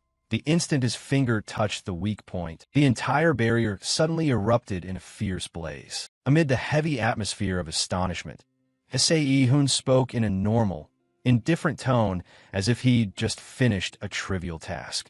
Done. If it's like this, he thought to himself, then I can forge Mac Thatch. Hoon stood up and strode over the shattered fragments with an indifferent air, as if their existence had never meant anything. As soon as the barrier fell, he stood up decisively and walked away, ignoring all the gazes around him. The professor glanced at his watch and announced, "The time is 7 minutes, 45 seconds. Robert watched Hoon's retreating figure in silence, thinking that how long the boy took really didn't matter. This time it took him 7 minutes, but next time he encountered a similar barrier, he'd surely shatter it in an instant. He hadn't merely torn down the barrier. He had devised a formula himself to dispel that magic. She watched that solitary back with anxious eyes. Erica thought to herself, if his remarkable forging skills were combined with magic, I really dread to imagine what terrifying artifacts he might create. A letter arrived announcing, "We have received an application from freshman Lee Hoon for intermediate forging using materials of hero rank or higher. According to Article 8 of the Forge Safety Regulations, anyone wishing to supervise should please contact us." The instructor looked at the computer screen and mused. I wonder how many people will come this time. Suddenly messages began pouring in, surprising him. Wow, people are responding quickly. However, not a single person from Vice Principal Michael's faction applied. Rumor has it tensions over there are high because his son was demoted to second place. Looks like the rumor was true. The instructor began calculating. Then I should start choosing people. He was wide-eyed in astonishment when he read the message that said, "The principal announced that she will personally supervise Lee Hoon's intermediate forging." Suddenly, Eunha appeared and spoke. "Long time no see, student Lee Hoon." He froze, deeply shocked. "You're so busy, and yet you came here in person?" She replied calmly in her capacity as principal. "I came to witness your abilities with my own eyes." Hoon didn't look directly at Eunha, but only replied quietly, "If it has come to this, I must devote all my effort to craft." With that, he immediately began forging on the spot. The first step in forging inkstone. In fact, there are many methods to process this stone, but the most demanding technique among them is the night veil process. You must place the stone into a space of absolute darkness, with no light at all. Then use mana to separate impurities from the inkstone mass that spreads like water. In this stage, a single small mistake in mana regulation will cause the stone to instantly solidify and become useless. It sounds simple, but in reality it's tantamount to restructuring matter itself. She remained utterly silent, observing every movement of Hoon. While his hands moved rhythmically, Hoon's mind began calculating coldly. Is 1/4 the best limit I can achieve? If I reduce it further, its performance won't be sufficient. Step 2. He began to conjure a blazing red flame directly from his palm. That terrible heat enveloped the metal block, twisting the surrounding space and time with Hoon's breaths. He guided mana through the deep red flame to filter out the proper portion of its firepower. This stabilized flame is called the wildfire flow, and it has the property of maintaining the exact temperature it held the moment it was formed. Step 3. Use a hammer wrapped in wildfire flow to strike the heavy inkstone. The key is not to pause until the deformation subsides thanks to the flame's properties. Watching that blazing red flame, Eunha thought silently. Even if he is immune to fire, that doesn't mean he feels no pain. How much has he worn himself down by now? He swung the hammer repeatedly with a strangely fervent zeal. While the hammering echoed through the forge, Erica stood quietly in a secluded corner of the campus, waiting for Hoon. Despite Hoon's obsessive fervor, she stood nearby, looking rather indifferent. Eunha yawned repeatedly, looking sleepy. She stood there with a weary, listless expression. For hours of forging had passed. The properties of the inkstone, having absorbed the flame to its limit, were beginning to change. He exhaled and thought to himself, "It's done. The deformation has stopped." Melt the processed inkstone and pour it into the mold prepared beforehand. The weary slump on Eunha's face vanished instantly, replaced by a look of stunned surprise. She thought to herself, "Casting, not forging? The properties will change because of the darkness deep within the mold. What the hell is he thinking?" Step 4. Just as Se-hoon was about to begin, Eunha suddenly spoke up to stop him. "Wait." Ignoring her sharp protest, he did not stop. Se-hoon's mind was now filled with numbers and magical structures, gradually slowing the changes in the inkstone with a formula that broke barriers and constructed a mana circuit within that brief span. As the mana circuit finished forming during that fleeting transformation of the inkstone, everything suddenly fell silent. Revealed in Se-hoon's hands was the finished product, a deep black ink spider bracelet, solemn and profound in hue. As the bracelet took shape, a mechanical chime sounded, shattering the silence. A system notification abruptly appeared before him. Persistent item, ink spider bracelet completed. To break prejudices, a bold challenge that spares no one is necessary. Though the material's potential is not fully tapped, the blacksmith's forging skill has produced novel capabilities worthy of top rank. You have acquired the skill Black Soul Thread. Ink spider bracelet, rare tier, average quality.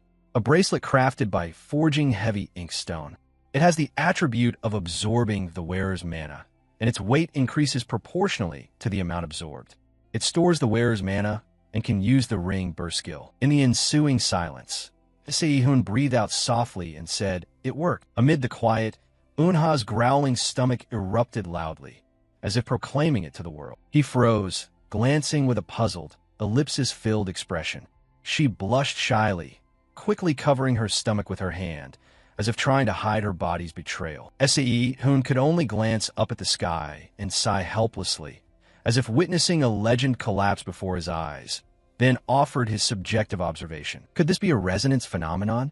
Impressive. It looks simple, but its power isn't overwhelmingly strong. If done correctly, we could aim to create a set equipment effect. He maintained a casual demeanor, calmly brought the item before her, and said, "I'm sorry I can't offer you a weapon when you're troubled because of me. I don't know if this will help as a small palate pleaser, but at least accept it." Se-hoon said nothing more, holding that pose and staring intently at Eunha. She took the item from Se-hoon's hand and unexpectedly activated her unique skill, Soul Forge. Eunha tasted it lightly and commented, "This is quite tasty." He blurted out, "Really?" She replied nonchalantly, "Yeah, metaphorically speaking. Its flavor is like crunchy fried scraps." Se-hoon thought to himself, "What a relief.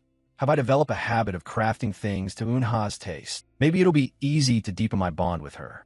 He smiled faintly at Eunha and said softly, "I'm glad you like it." She nodded approvingly and said, "Of course, though, it's a bit of a shame to eat this while those other items are laid out before us. By the way, when do you plan to deal with the 5-colored saber and the ember sheet?" Se-hoon shook his head slightly, his gaze remaining his characteristic calm as he answered, "I don't intend to sell them right now."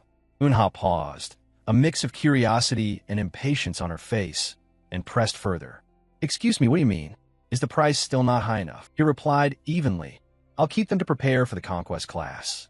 Se-hoon smiled faintly and thought to himself, "Besides, there's a saying that hunger is the best seasoning." He nodded slightly as if making a promise, and said, "Once I have suitable gear to give you, I'll let you know first."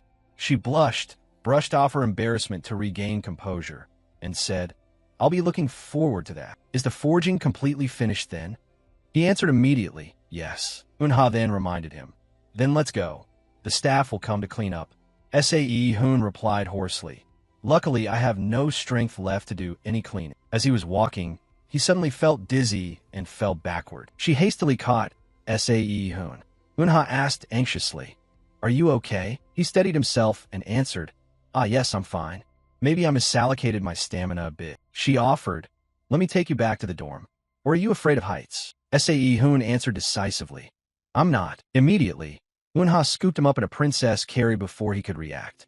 Let's go. She took a step to gain momentum. Unha launched forward like a bolt of lightning through the air. While still carrying him, Unha rotated and thought inwardly.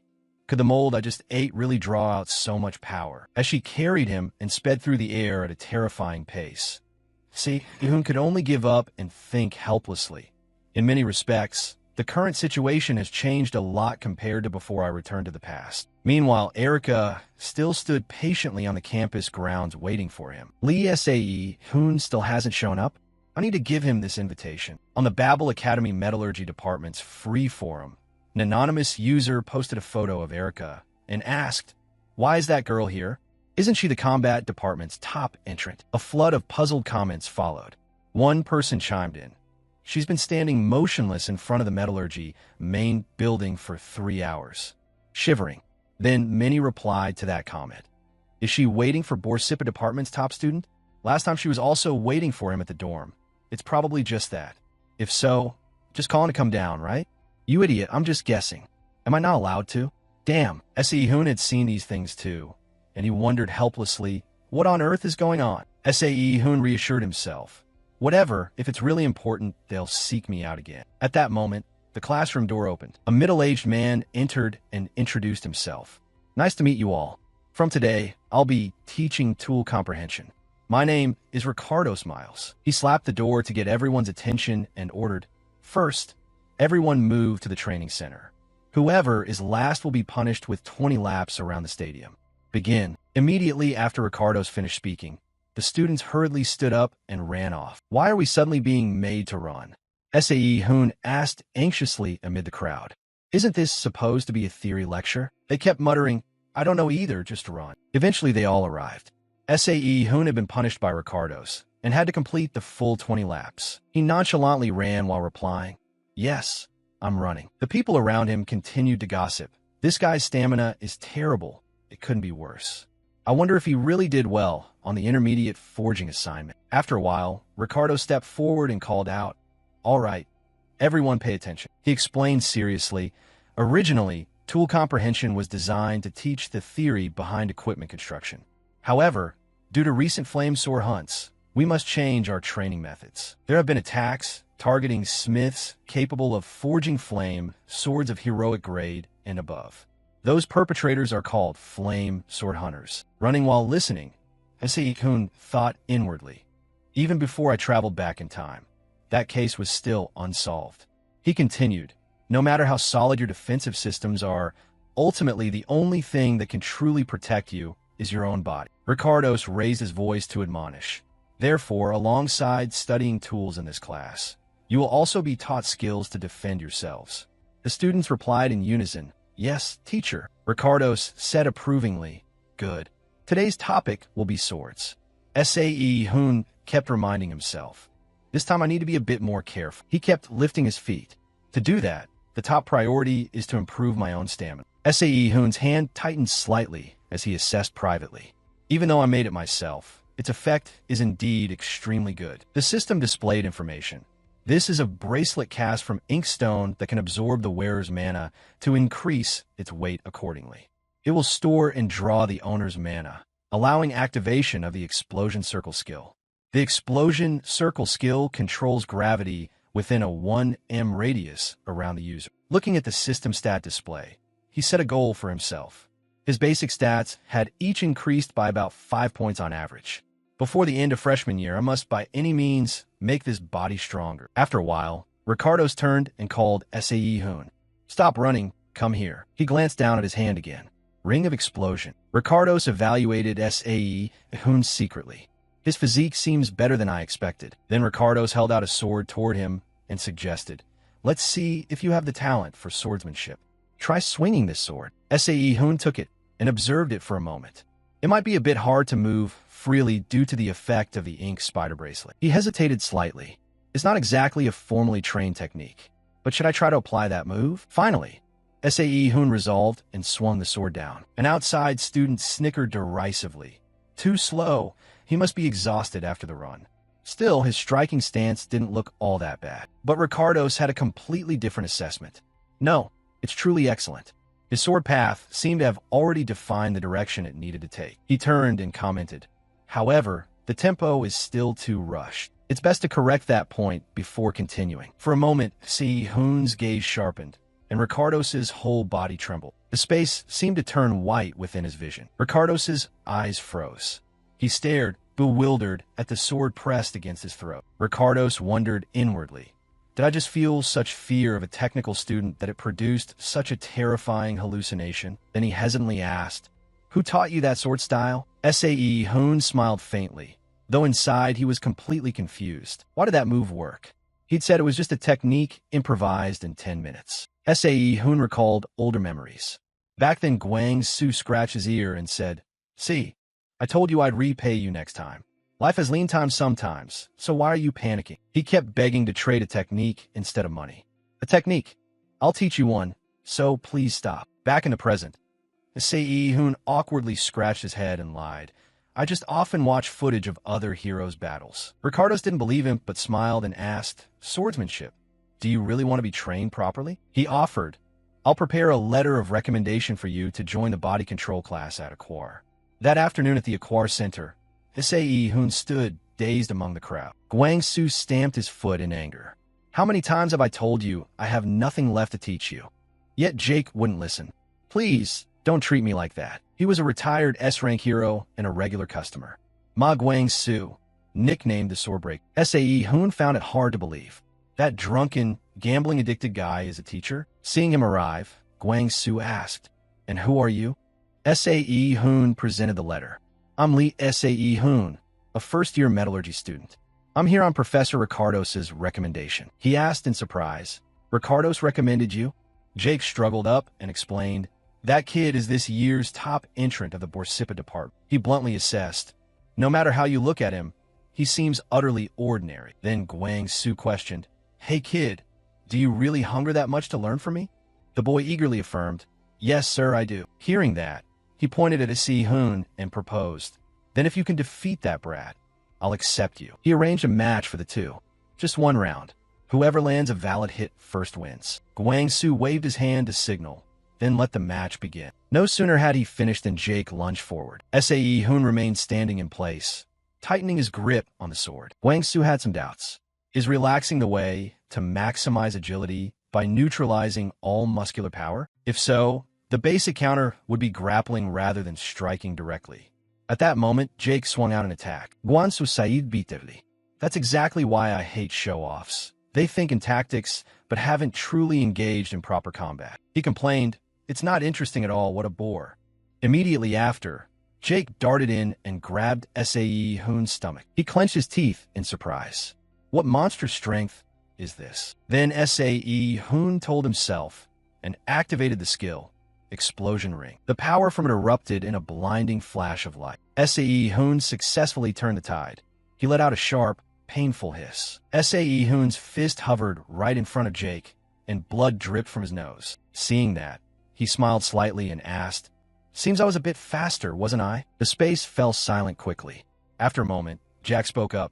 That attack just now was really... Before he could finish, Guang Su ordered, everyone disperse at once. I remember I promised to teach if he won. Hoon sat up and suggested, since he lost to me, shouldn't you be the one to teach me? He taunted, I never expected Aquar's top student to be defeated by a Borsipa student. Just hearing that is pathetic. Pathetic enough to be stunned. How is that pathetic? Seeing that, Guang Su also spoke up. That's true. Perhaps I should straighten this fool out a bit so he can fend for himself.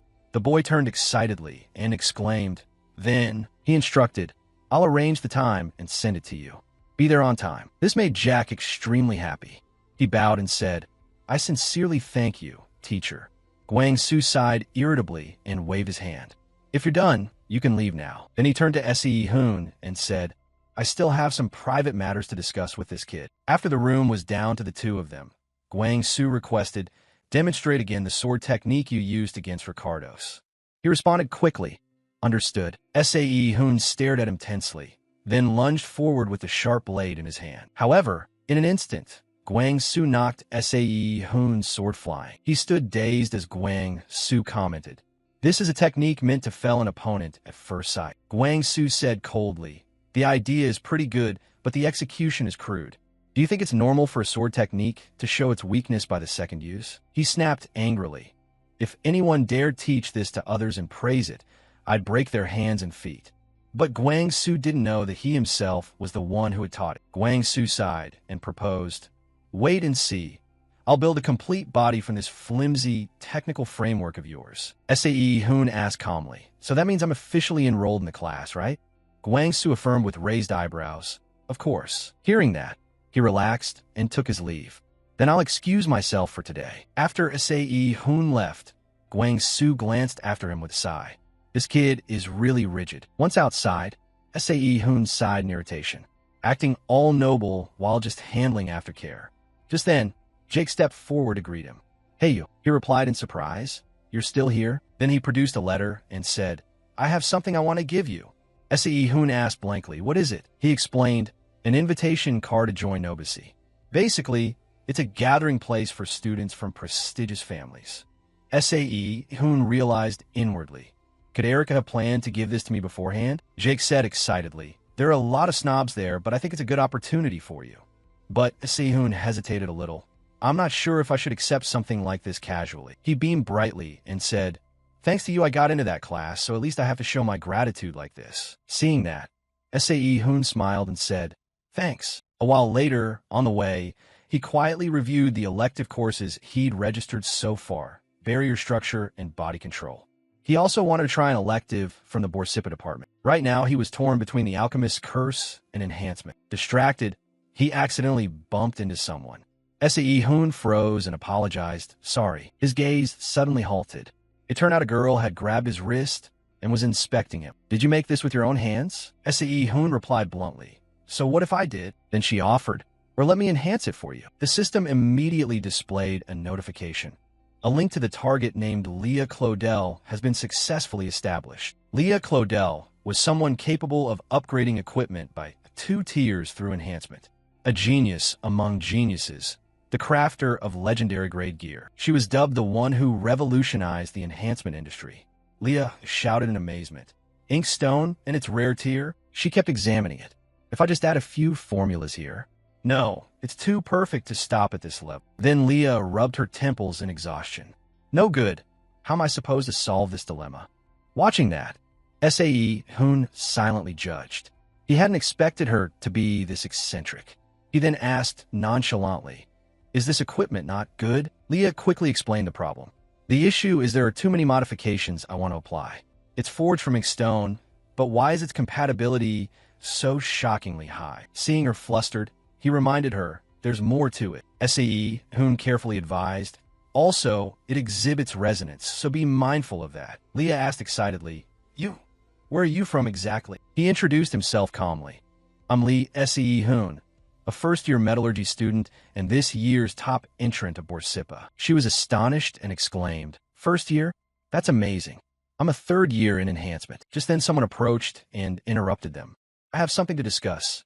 Come with me for a moment." Sae Hoon quickly recognized him. "Erica's errand boy?" Leah stood up annoyed and snapped. "Can't you see we're talking?" He finally lowered his voice and said, "I want to resolve this peacefully, so please give me a few minutes." Sae Hoon coolly replied, "If you have something, say it here." He sighed and demanded, "Apologize for your rude attitude toward Miss Erica. You tore up the invitation she handed you in front of so many people." Sae Hoon asked in confusion, "But that lady asked me to tear it up." His expression immediately turned furious as he snapped, "Sure, you have your reasons. If only you hadn't accepted the invitation from the Myers family." Sae Hoon asked irritably, "Did Erica send you here?" He hurriedly denied it. "No, this was entirely my own idea." At that, Leah laughed mockingly. "Yeah, right." She bluntly exposed him. "Who doesn't know you're the trusted lackey of that heir?" That made him angry. "How dare a useless wretch like you? Maybe you're deluding yourself into thinking you're someone special." He taunted Sae Hoon, "But Babel isn't short on geniuses far above your class." He didn't bother to respond. "Do you mean to imply that you're talking about yourself?" Sae Hoon's words struck him like a thunderclap. The man shouted angrily, "Shut up." Sae Hoon watched his power flare up, but calmly reached out his hand. With one hand, he could fend off the pack of phantom beasts rushing at him. A surge of mana suddenly dissipated, and he remarked with admiration, "Just as I suspected, that wasn't made purely from mana. You used the sword cluster as a medium to attack, even though they were only illusions. This made him tremble with fear. How could you? Hoon nonchalantly spun the weapon in his hand and answered, "Who knows?" He laughed in excitement. "Sounds pretty delicious." At the same time, the system notified, "Greedy Iron Link imprint has been officially activated." He cried out in despair, "My 1 million is ruined." Hoon curled a lip and said, "With a flavor this exquisite, no wonder you're going crazy over." The system displayed information. Ruha Link. Greedy Iron, Supreme High Quality Tier. A type of iron that can generate thermal energy by devouring other irons. It corrodes metal on contact and absorbs their cores into itself. Hunts and consumes iron to produce mineral blood. Remaining durability, 78%. Explosion cirque. In an instant, Hoon lunged forward and punched him squarely in the stomach. The man collapsed to the ground. Hoon turned to call Leah. "So, senior." He glanced at her and asked, "Is there any lecture in enhancement you think is worth recommending to me?" Lee's face suddenly flushed, and she said, "Ancient enhancement." There is also an extremely talented senior. They're named Leah Claudel. After leaving, the man clutched his stomach in pain. Damn it, he kept grumbling. Unbelievable that a freshman could have such insane reflexes. At that moment, Erica also appeared ahead. "Excuse me, I'd like to borrow that sword cluster to take a look." He flinched and shouted, "Miss Erica, when did you get here?" The lackey respectfully handed it to her. "Here it is, miss." Erica looked at the sword cluster and advised, "You don't need to report this to my brother. As for the head of the family, I'll speak with him privately later." He awkwardly scratched his head and replied, "Yes, I understand." Erica assessed silently. Indeed, it was equipment used as a conduit. It had been engraved with an anti-theft seal. She felt a bit unsettled. Could he have independently created a counterattack skill based on his magic and Professor Robert's teachings? Erica began to feel uncertain. Lee Hoon's talent in forging might even surpass rank S. I must adjust my assessment of his mana compatibility to rank A. The system suddenly appeared. A link to the target named Erica Eno has been established. This left Hoon bewildered. What was happening? He began to wonder. Had she been secretly watching when he fought that lackey? Hoon held the blades in his hands in resignation. At least he'd received fair compensation. Still 10 swords short? Leaving them as is was crude, but combined with the black soul thread, they'd work well. He yawned and complained, "Putting that aside, I had been looking forward to Professor Kim In-chan's class. Yet today I only had to sit through dull theory I already knew by heart." Immediately after, In-chan spoke seriously. "That explanation is enough. Now let's move on to the main part." He picked up the item on the table and explained, "Even if you use the exact same type of metal, its shape will change completely depending on how you manipulate the arrangement of mana." A stone suddenly appeared as In-chan spoke. The ability to apply this metal deformation technique is the decisive factor in a weapon's versatility. He placed different stones on the table, and then In-chan transformed them back into the original iron pieces, affirming it. Therefore, if you choose the path of a blacksmith, you must perfectly grasp the potential of the metal you're handling. In-chan presented the task. In today's lesson, we'll practice deformation techniques on these iron ingots. He had someone hand out the stones and issued the instruction. First, use the mana flow to create a scratch about 3 centimeters deep at the center of the ingot. These items are tuned to react extremely sensitively to deformation, so you must operate with great care. Hoon silently judged. It seemed the professor did not completely reject mana-based forging methods after all. In-chan clearly announced, "You have a time limit of 10 minutes. You may begin now." The students are baffled with the ingots in their hands. "Why did this happen to me?" they complained. "It won't return to its original shape." At that moment, 2 people stepped forward. Hoon said indifferently, "I'm finished." Han glanced at him and reported, "I'm finished, sir." In-chan praised them with satisfaction. "Good. You two may proceed to the next training stage." Then he introduced a new problem. "I'll demonstrate a different arrangement pattern. Try to apply it." Han looked at Hoon confidently. His speed and level of finish matched Hoon's. "This time I'm definitely going to win." In-chan continued explaining. "Next will be the arrangement according to this diagram." He hurriedly executed it with overflowing confidence. His opportunity had arrived. Han thought happily to himself, "I'll complete it perfectly so everyone will be amazed." But after he finished, In-chan requested, Han Barmit, try restoring that ingot to its original state. Han immediately froze and asked, Sir, what did you say? When he tried to do it, he panicked. Oh, why did this happen?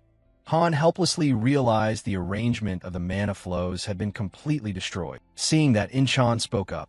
That ingot couldn't withstand the deformation you applied.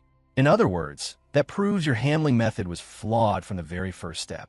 He asked again in confusion, but I clearly did exactly as you instructed. He bowed his head and explained, what I emphasized earlier is that you must fully understand the inherent potential of the metal. Inchan continued criticizing. If you cannot restore the mana structure that was affected, then it's no longer deformation, but a severe degradation of the equipment. It will become a major variable affecting quality and performance. So you must study this part thoroughly from now on. Having heard this, Han bowed his head in response. I will remember your teaching well. Then he glanced at Sae Hoon, wondering if that guy truly understood the key point. He finally concluded, no, he probably just got lucky while spacing out. However, immediately afterward, Sae Hoon succeeded. It really worked. He restored the ingot back to its original form. This left the students bewildered. What? Didn't the professor just say that method was impossible? That can't be. Even Inchan was puzzled. Student Lee Sae Hoon, could you please perform the deformation technique you just used for us once more? Sae Hoon thought helplessly. I accidentally made him misunderstand. He awkwardly explained. This works only because these are specially tuned ingots for students. A standard ingot could never do this. Watching what was happening, Inchan realized the truth. So that's it. The success was thanks to the heightened sensitivity of these specially modified ingots. He pondered in silence. He couldn't believe he had overlooked that crucial detail himself. A conqueror of the summit and the greatest smith, Saint Fire Lee Kent's. He created it during his years as an S-rank hero and through the decades since. No one has been able to disprove it. The deformation formula is regarded as the core for all smiths, the truth of iron and steel. Thinking that, Inchan hesitated. Surely he couldn't have found another method, right?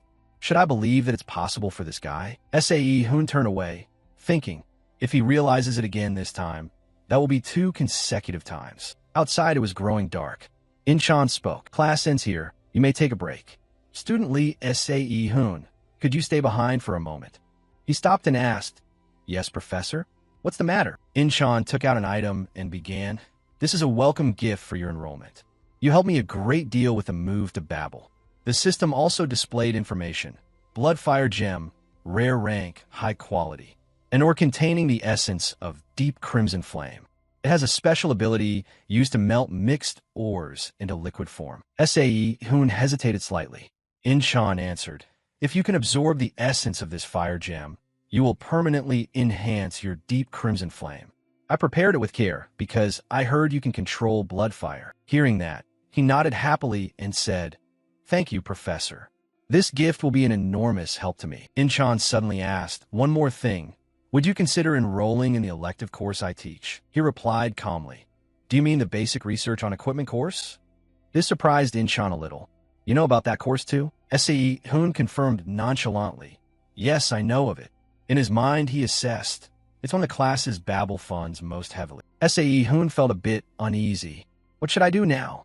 Before I went back in time, I never heard the name Kim Inchan, so it's possible the professor's fate wasn't good. However, he is currently a professor receiving a lot of attention. Then Sae Hoon cheerfully said, I've decided to take that course. Inchan asked with concern, Are you sure? I see you've already registered for quite a few electives. He replied calmly. Even with this one added, it would only be my 4th elective. Inchan had nothing to say, shook Sae Hoon's hand, and remarked, Then I look forward to working with you. He politely answered, Likewise, sir. At the same time the system displayed. Extracting link from target Kim Inchan. Link with creator Lee Sae Hoon is currently at level 1. Link Kim Inchan, fire-bearing iron, high rank, lower mid-quality. A type of metal containing internal conflagration. It has properties somewhat similar to wood and can retain fire within. Sae Hoon mused to himself. If someone can extract metal even from another person's body, that means they could also forge and temper the human body itself. When multiple types of mana attributes coexist in a body, they conflict with each other.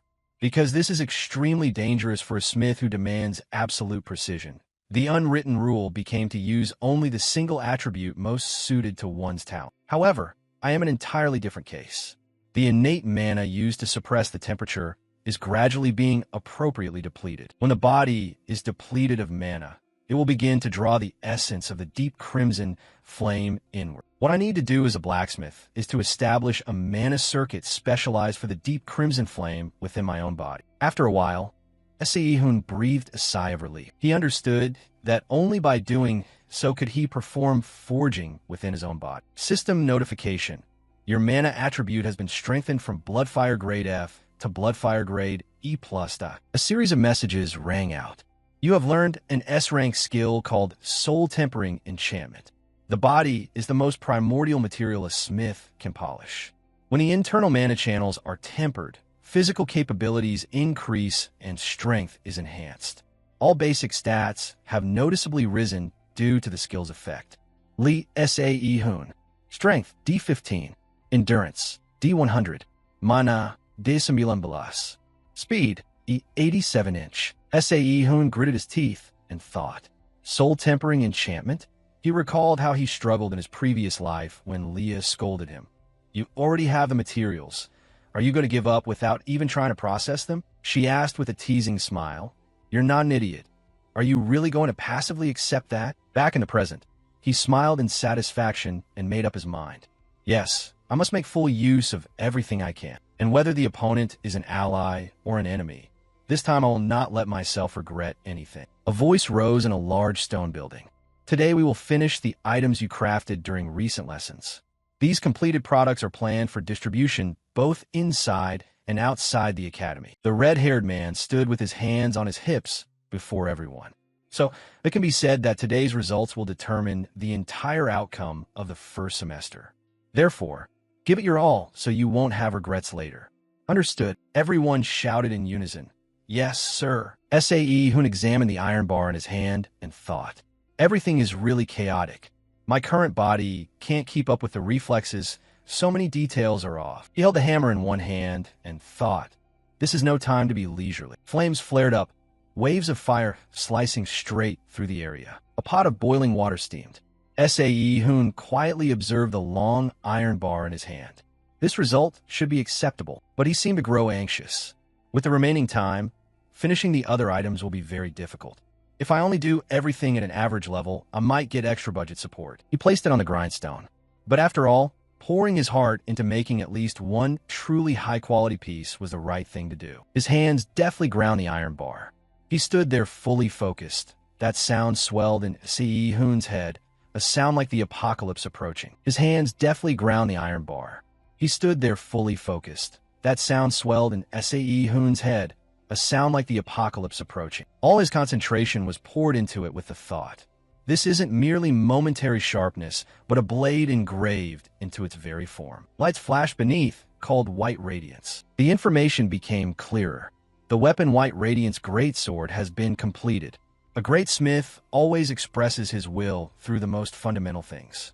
The technique of a craftsman who knows how to maximize a material's potential to create a new blade truly deserves the highest praise. A notification appeared. You have learned the skill White Radiance Flow C. Two gleaming swords appeared with their description. White Radiance Greatsword. Rare grade. High quality. This is a greatsword with a pure white blade. The blade is exquisitely honed and combined with mana arrangement to make it both durable and razor-sharp. A masterpiece created by an outstanding smith. Slashing power increases when mana is infused. Sehun breathed a sigh holding the newly forged weapon. Considering he only used ordinary iron, this result was acceptable. He felt a glimmer of hope as he looked at the weapon. Some of the skills from before he traveled back in time were gradually returning, even if only a little. The two knights behind him clutched their swords anxiously and whined in turn. I really hate this feeling. Maybe I should consider dropping out? The next Saturday morning, while the red-haired man sat in a cafe staring at his phone, a voice spoke up. I didn't expect you'd want to witness my enhancement technique. Sehun glanced around as they walked. Well, I'm actually pretty curious about your basic techniques. Seems like a lot of people are gathered here. Leah, walking beside him, also watched and said, Don't worry, My workshop is in a much quieter area. The two of them headed toward a peaceful farm area as he asked, "Isn't this place a bit far? Did you think I'd be able to easily watch your technique up close?" She pulled him into Aquar's metalwork shop. "It's right here." She stepped in and called out loudly, "Ma'am." Her voice echoed, "I'm here." Helena sat inside, picking her ear with her pinky and grimaced. "I'm not deaf. You don't have to shout like that." Sae Hoon, trailing behind, seemed irritated at her question. "Who's the kid with you?" "Your boyfriend." Leah stood in front of him and replied, "Of course not." He began to smile slightly when she spoke. "He's this year's top entrant of the Borsipa department." She replied, "Babble, huh? Maybe they're in decline if they're taking in someone who looks so weak." Then Helena pushed herself up from the table. "My name is Helena." Sae Hoon then introduced himself. "I'm Lee Sae Hoon, a first-year metallurgy student." She seemed to snap. "Enough chit-chat. Get to work. The backlog this week is huge because of the new students." Leah glanced elsewhere and sighed. Yes, I know." She pointed to the room in the back. "The way into the forge is this way." Looking at the items in the room, Sae Hoon thought the woman's skill was deeper than he had expected. Trailing behind, he observed carefully with each thought. He couldn't understand why someone like her ran a metal workshop here. She walked ahead, examining each piece and muttering, "The work really is piled up." A tray of vivid colors lay on the table. "This is the enhancement palette, and these are powders ground from mana stones." He folded his arms and glanced, thinking the standard was usually 8 colors, but she used a far wider variety. Then he asked, "Do you restore damaged enhancement formulas with these?" Helena picked up a paintbrush. Exactly that. One hand held a pan, the other dipped the brush into the palette. That way she could both earn money and freely perform enhancements without worrying about material costs. The strokes of color gleaming from the bottom of the pan under her hand became surprisingly striking. Sae Hoon stood there silently observing, thinking he had come because she appeared to be facing a work stagnation. He recalled a memory of someone telling him, "A washed-up person brings failure into every exam," and couldn't even hold onto their top student seat. The image of Helena focused on her brush and pan sparked thoughts in him. Indeed, seeing it firsthand, he felt he had found the cause and a way to solve her stagnation. With those thoughts, he turned and stepped forward. Being able to immerse oneself in work like that might itself be a talent. He pushed his hands into his pockets and stood before a wooden table. An item on the table struck his eye. "This will resonate with the mana arrangement to produce a special effect." He lowered his head to look more closely. "After such a long time, white radiance has been engraved again. My hands and feet are tingling too." Helena saw from behind. "Go ahead and try using it." She frowned, standing behind. "Of course, if you have the ability to do it, pick any item from that pile." He unexpectedly glanced back, thinking it felt like she was deliberately ordering him around. He turned his head to look. "If I'm allowed to use a special grindstone of that quality, I definitely have to try it once." Then his gaze fixed on it, and his hand wrapped around its handle. She stood behind with folded arms watching. "Are you really going to do it with that piece?" Sae Hoon excitedly touched the blade of the knife. "Yes. Judging by the even wear on the edge and the shaft not being twisted, this is a knife made by someone who truly understands swordsmanship." He stood at the table holding the grindstone with those thoughts. "This grindstone has mana grains compressed most evenly. Using it could handle even sharpening the blade to the absolute limit of sharpness." His hands moved gently and skillfully, placing the knife on the grindstone. Helena, standing behind, formed a big question in her mind. Is that kid really a new student who just enrolled this year? Leah, standing behind, excitedly called out, startling her. "All done." She finally snapped awake. "Oh, when did you get here?" She didn't turn her head. "I don't know either." "That girl." She stepped forward to stand beside her and looked over. "You try to find faults in a junior, but in the end you were taught a lesson by him. Isn't that so?" Helena shoved her hard with her hand, angrily. "Shut up for me." She looked toward Sae Hoon, who hesitated. "Have you finished all your work?" He smiled in reply. "This is the best result I can produce right now. Next time I'll definitely do better." Helena then swung the sword down hard. "All right, both of you go home early." Leah hooked his arm and stepped out, glancing back. She's just being grumpy for no reason. "Let's go." Inside, she stood with her hands on her hips where he had been working. Suddenly, a well-dressed man in a vest knocked loudly on the door. "Miss, are you forging something?" Helena peered out with a grimace. "Keep it down a bit." He hurriedly scratched his head sheepishly. "There's a huge backlog of orders. What about the kitchen knife? His somewhat impatient words came out. When will you give up that restaurant job? You should be a combat department professor, but instead you. She snapped back in an irritated tone. Don't nag about other people's hobbies. He stepped in and picked up the knife from the table. Ah, it's here. Suddenly, he sensed something unusual. He frowned and looked back. Did you drink while sharpening this blade? She stood there with her arms folded and head down. I didn't do that. He continued. Then could this be the work of those new assistants you've been close to recently? Their skills must have improved drastically. Helena bowed her head and closed her eyes. A new student. He turned, unbelieving. What? Her eyes opened, and she replied, a boy from the new cohort who just enrolled this year is the one who sharpened. Recalling the image of SAE Hoon mentioned, he wondered, who on earth is that kid? SAE Hoon stepped outside and asked, that old woman at the metalworks. Was she originally a former metallurgy instructor? Leah walked beside him and answered, yes.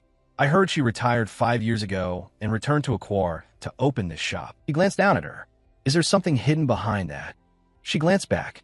I'm not sure either. Probably nothing too special. An image of the academy formed as she spoke.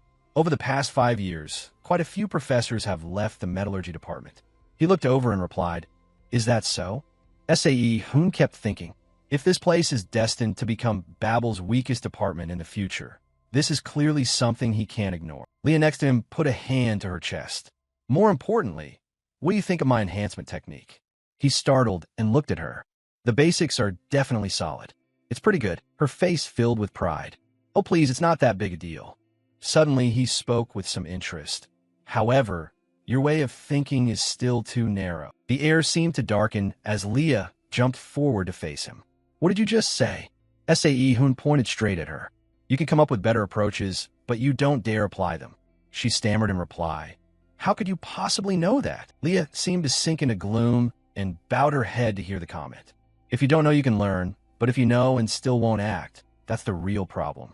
A craftsman's imagination is their weapon and gift, yet you're suppressing it. Everything shattered inside her, as if, do you think I do these things simply because I don't understand them? SAE Hoon winked, sighed, and searched for something in his coat. Then he pulled out a sword, surprising her. I have another plan, so I can't perform for long. Focus and watch carefully. He then produced a stone underwater as an example. Suppose someone asks you to place a stone beneath the surface. Creating the stone and dropping it is the smith's work. The image faded. While depicting the image of that sinking stone on the water is the art of enhancement. That's why enhancement always carries the essence of dreams. A sword appeared with red lights swirling around its blood fire. The sword flew before her, unexpectedly surrounded by powers entwined with white radiant swordsmanship. The powerful image manifested. Don't just affect the outer shell. Imbue the enhancement deep into the weapon's core. He observed the knife in his hand and the energies swirling around it. If one layer isn't strong enough, divide them into multiple tiers. SAE Hoon's hand swept it down hard. As she executed it this way, he stood there and forcefully hurled it behind. It landed upright into the ground. It drove straight into the earth. Everything seemed to pause along that trajectory of force. He looked down and thought seriously. I can't claim this as a canonical enhancement technique, but if it's Leah, seeing her with a hand to her chin only reinforced his thought. Geniuses like her often find their path, even when hesitating. Suddenly, Leah panicked and pointed back. Junior, lend me that item for a moment. Please, let me borrow it. She dropped down and pulled SAE Hoon like a swing. I promise I'll perfect it and give it back. Please, please. He broke into a sweat and handed over the item. I don't mind, but if you're taking it, you should take this too. She jumped up, overjoyed as if receiving affection. Thank you so much. I love you to death. She vanished, leaving him standing there alone. SAE Hoon exhaled as a notification appeared. Establishing link with subject Leah Claudel. Link level with creator Lee SAE Hoon now at level 1. He also spoke. That girl's still so childish. Standing in the crowded campus, SAE Hoon looked around and thought. After all, today he finally had the chance to meet one of the 3 hounds. The youthful duels between the Mad Hound and the Demon God Lightbreak. He remembered Erica following behind, and it made him think, but more importantly, then he asked, what are you doing? She whispered eerily, just following you. He replied indifferently. So if I told you to go somewhere else now, would you? She stepped up to stand level with him. I'll go. I can just watch you from a distance. SAE Hoon glanced back and exhaled. I figured you'd do that. He stepped inside. Come on, let's go in. An item like frozen snow appeared with a description. Social pact link of Erica Eno. Rarity, rare, quality, low to moderate. An artificial or refined with mana, effective at regulating internal mana chaos when blended with other minerals. Another magical stone appeared with a notice. Leah Claudel's composite explosion block link. Rarity, rare, quality, supreme. A sharp, multicolor dore. It serves as an excellent amplifier to fully unlock the potential of composite materials. At the wide stadium grounds, a charming booth appeared on the screen. A warm welcome to the new students of Babel Academy to the famous tour spot of the Martial Arena. I extend my sincerest greetings to everyone for this ranking match. She posed and winked on the screen. I am the youngest professor in the martial arts department and today's commentator. My name is Rand Fawn. Under the spotlight, her voice echoed. So we won't keep you waiting. Let's introduce today's fighters. The tall silhouette of a woman emerged under the lights. First, look this way. Fourth-year valedictorian of the Aquar region and the future heir of the Myers clan, famed for producing S-rank heroes. She brushed back her golden hair. A perfect superhuman who has continuously broken records and held the #1 spot in the martial arena for 3 years. She is currently an active A-rank hero and our champion. The pretty face of this girl was revealed. Arya, the Sword Saint, who finally conquered the highest peak of the Hero Tower, Arya Mir. Loud cheers rose as Sae Hoon and Erica stood with arms crossed watching. Sis, take me with you. Arya shines too brightly. With John's announcement and the first challenger daring to face today's champion. The light then shone on a man with a long sword on his back. A Korean intangible cultural heritage, heir to the fire wheel scorching spear technique, third-year valedictorian of the Commerce faculty, and a top candidate for the arena's 10th rank. Sae Hoon looked down and thought, finally we've met. The man stood there exuding power, the Mad Hound. John also shouted the man's name. Yom Song-ha. Blades streaked with fire halted as they neared the ground. On the other side, Arya deftly manipulated her sword, and she launched a strike that forced him to leap back. He gritted his teeth and forced himself onward, gripping the wooden rail beside him. Arya's gaze turned terrifying. Then flames swirled into a churning ring around her. It seemed to directly want to attack Song-ha. This made Sae Hoon standing above think. Even accounting for his youth, he still hadn't reached the necessary standard. Could it be that he hasn't received support befitting the heir of the fire wheel scorching spear? Song-ha's hand went back into a thinking posture. Many things bothered him, but the biggest obstacle was the equipment Song-ha was using. But he threw it aside and prepared to charge. A long, sharp blade slid past and grazed his neck. Song-ha looked bewildered at the sword point at his throat, then went quiet. I've lost. Arya placed her sword in front of her cheerfully. You did well. The match officially ended. The final victor was Arya Myers. The two of them stood on the same dais. Ran, holding the mic across from them, continued her work. Next, we'll conduct interviews with both fighters. That was the plan, but student Yom Song-ha had to leave early due to unexpected circumstances. She covered her mouth and laughed. Facing a 9th ranker immediately afterward really was too much even for me. Song-ha quietly departed as all the lights focused on Arya. Or I can fill this downtime with a live Q&A with myself. The crowd up there was enthusiastic. Yes, absolutely. Sae Hoon up above winked and thought. That guy looks really frustrated. He suddenly stood, making Erica turn. Are you going to skip the rest of the match? He put his hand in his pocket. Yeah, I'm not that into that fighting style. He walked off while saying, look at her. She seems restless standing there, doesn't she? Erica turned, somewhat worried, thinking, it's a relief he's not there to meet his brother. But why is he so angry like that? Suddenly a voice spoke beside her. An interesting new student, huh? Has Arya been standing there looking back all this time? Her amber eyes looked back with hope. Maybe I've just found someone like that. Song-ha was meditating in the park area near the martial arena. Sae Hoon quietly approached, thinking Yom Song-ha was still alive and quite healthy. Song-ha recalled the flashy strikes he'd unleashed. Despite a somewhat canine temperament, he was a core member of the Suicide Squad and the one who ultimately sacrificed his life to defeat the demon god of the Devouring Sea. He stood behind him thinking, because he hasn't become completely corrupted, maybe this time I'll obtain the Link Stone more easily. Meanwhile, Song-ha frowned and bowed his head. You were watching that spar just now, weren't you? Sae Hoon answered with his hands in his pockets. Yes, I watched a bit. His head turned slightly back. The fact you can find me here means your skill isn't shabby. Songha turned and looked at him viciously. You again? Why is the valedictorian of Borsippa's faculty appearing here? He stood there worried, wondering why Songha was so hostile. Then he spoke. I came here hoping the two of us could talk a little. Songha turned back to his original position. Get out of my sight. Sae Hoon slowly stepped forward.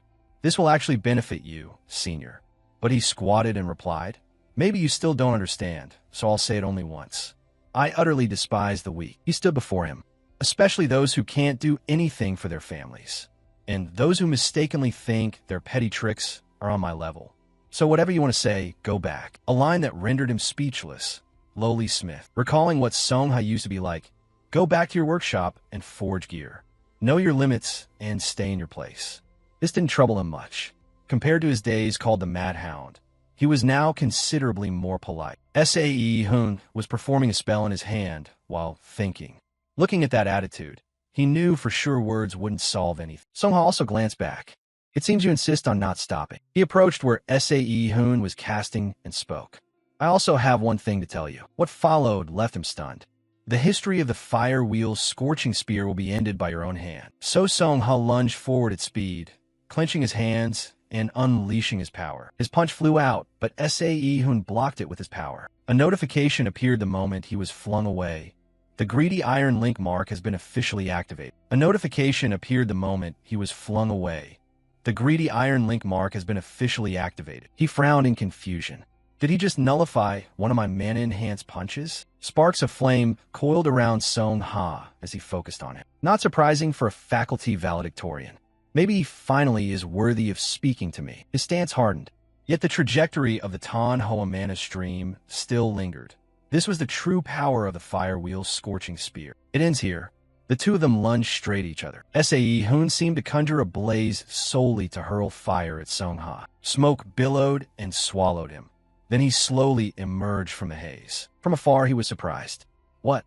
Why are those flames that only reacted to my mana now neatly in his hands? Don't tell me.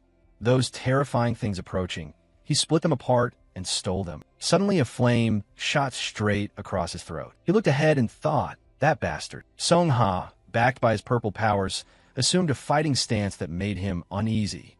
He seemed on the verge of losing his mind and control. The image of a pink-haired man with a weapon over his shoulder at the disaster gate, of how Hoamon likely erupted because of this hot-headed temperament. A punch from a man was about to be thrown.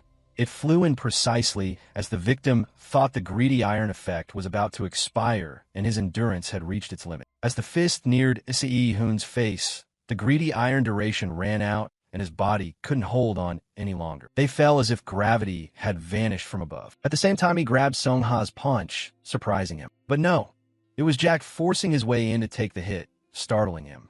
Jack Myers, he spoke up. Do you know the valedictorian of Borsippa?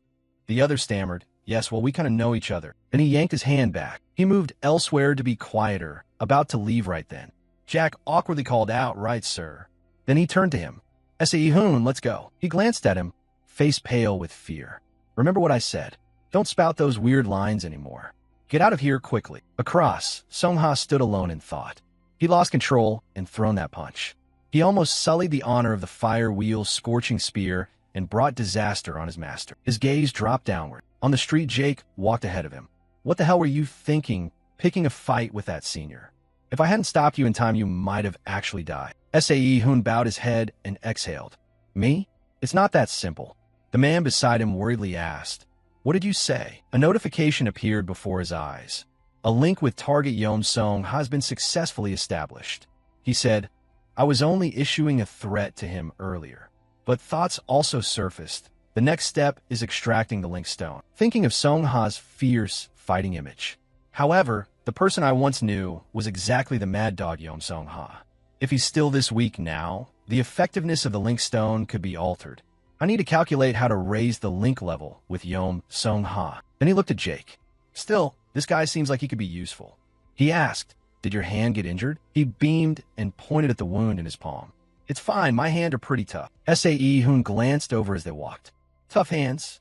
How ridiculous. He turned and, more importantly, held his hand out in attitude. What did you say about my sister at the arena? He was a bit surprised. You mean Arya Myers?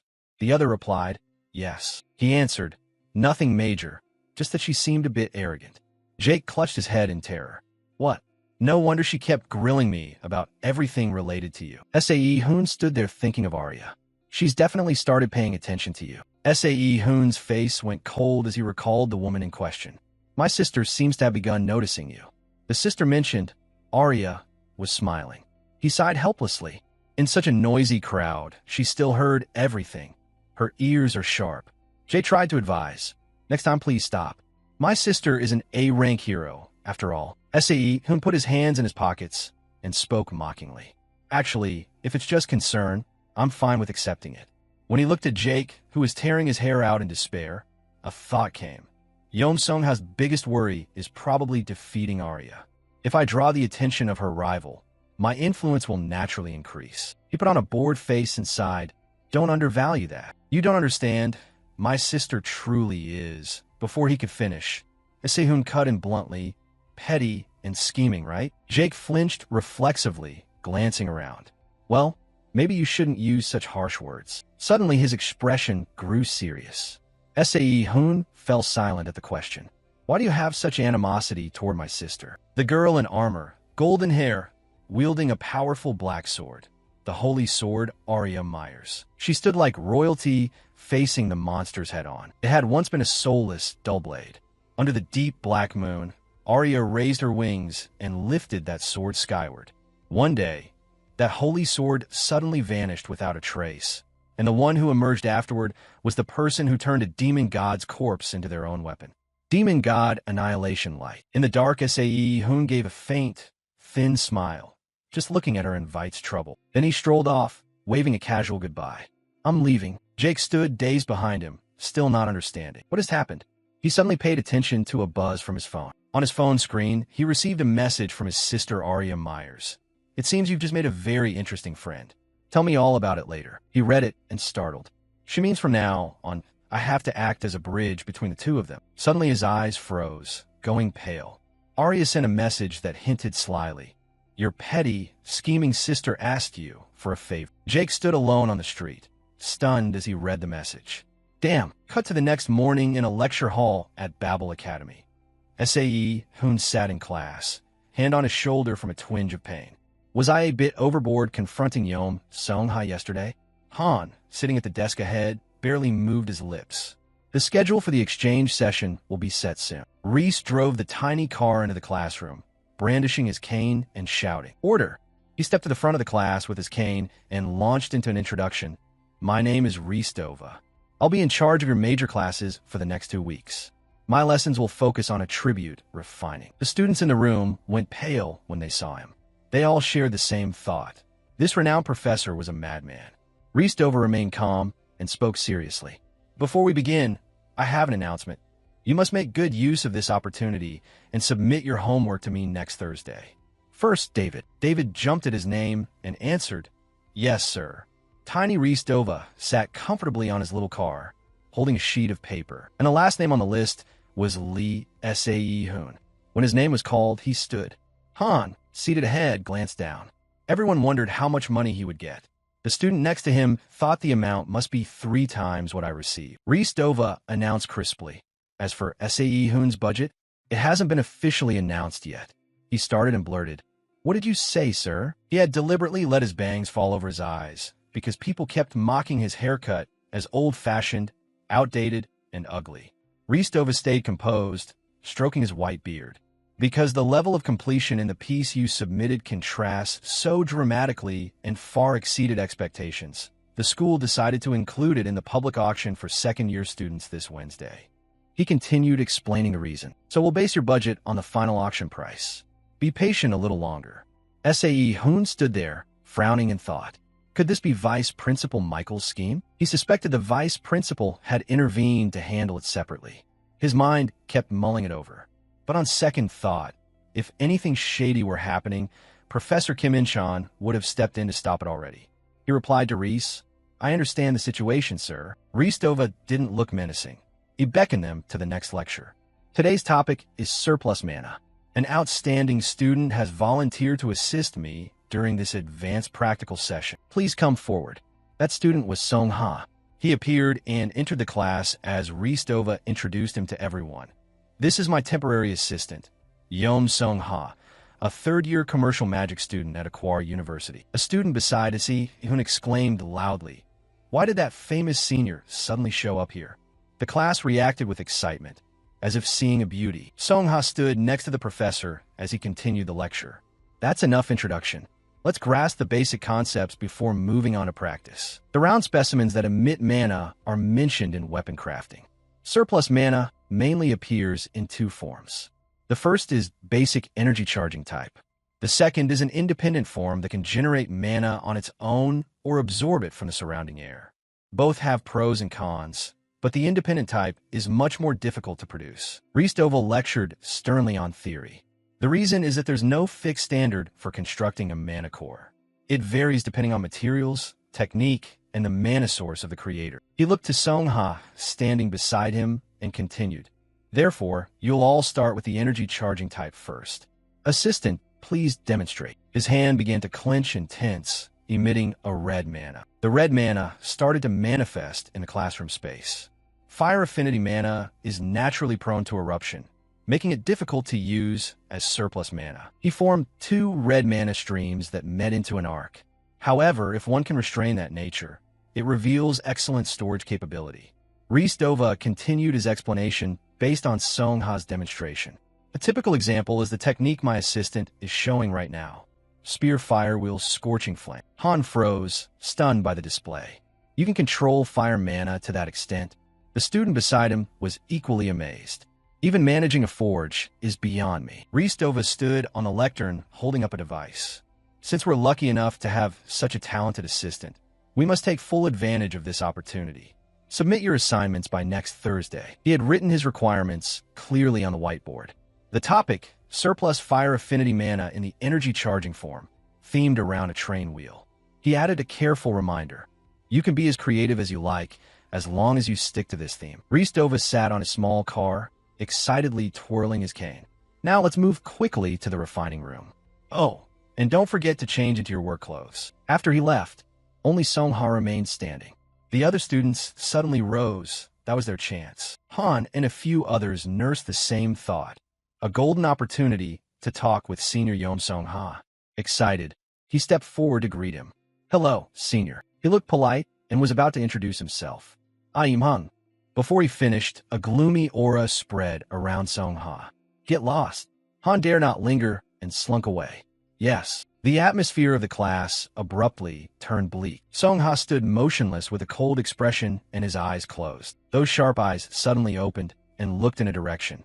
As Sae-hoon, unconcerned, was idly preparing to leave the classroom, he spoke up. Sae-hoon, will you stop for a moment? What do you know about me? A burly man's body radiated a spiraling red mana. I've heard that the mastery of the Spear Fire Wheel's Scorching Flame is judged by the number of wheels. Leon, the current head of the Flower Fire sect and an A-rank hero, reached 8 wheels. Sae-hoon moved more slowly toward the door and answered him. Because the 3 wheels you just produced were very easy, if done properly, you could actually maintain 6 wheels at once. Song-ha quickened his pace to follow and called out, Wait, so what of it? Sae-hoon suddenly spoke, causing him to freeze and stop in his tracks. You've touched the 7th wheel before, haven't you? He slowly put his hand in his pocket, trapping him. But one day you won't be able to hold it anymore. Song-ha stood behind, trembling with anger as he watched his retreating back. How did he know that when he hadn't even reported it to his master? His face grew icy, and his words turned cold. You see, I have some talent for controlling fire, but when I watch the flames you display, something feels very off. You can't detonate the remaining surplus force completely. Or rather, you're letting it dissipate chaotically. Song-ha stepped closer and asked directly, Do you know why that's happening? His face went blank, his eyes widening as he heard. I have a few guesses, but the next words from his mouth shattered his hopes. But I don't see it necessary to tell you. Seonga exclaimed in disbelief. What? He stood behind, clenching his arm at his side. State your demands. Sae-hoon didn't hesitate.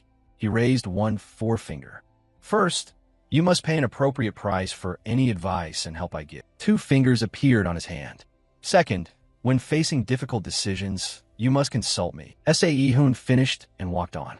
Tell me your decision before we step into the refining room. Song-ha leaned back without hesitation or further thought and immediately answered, I agree. His voice set a serious condition.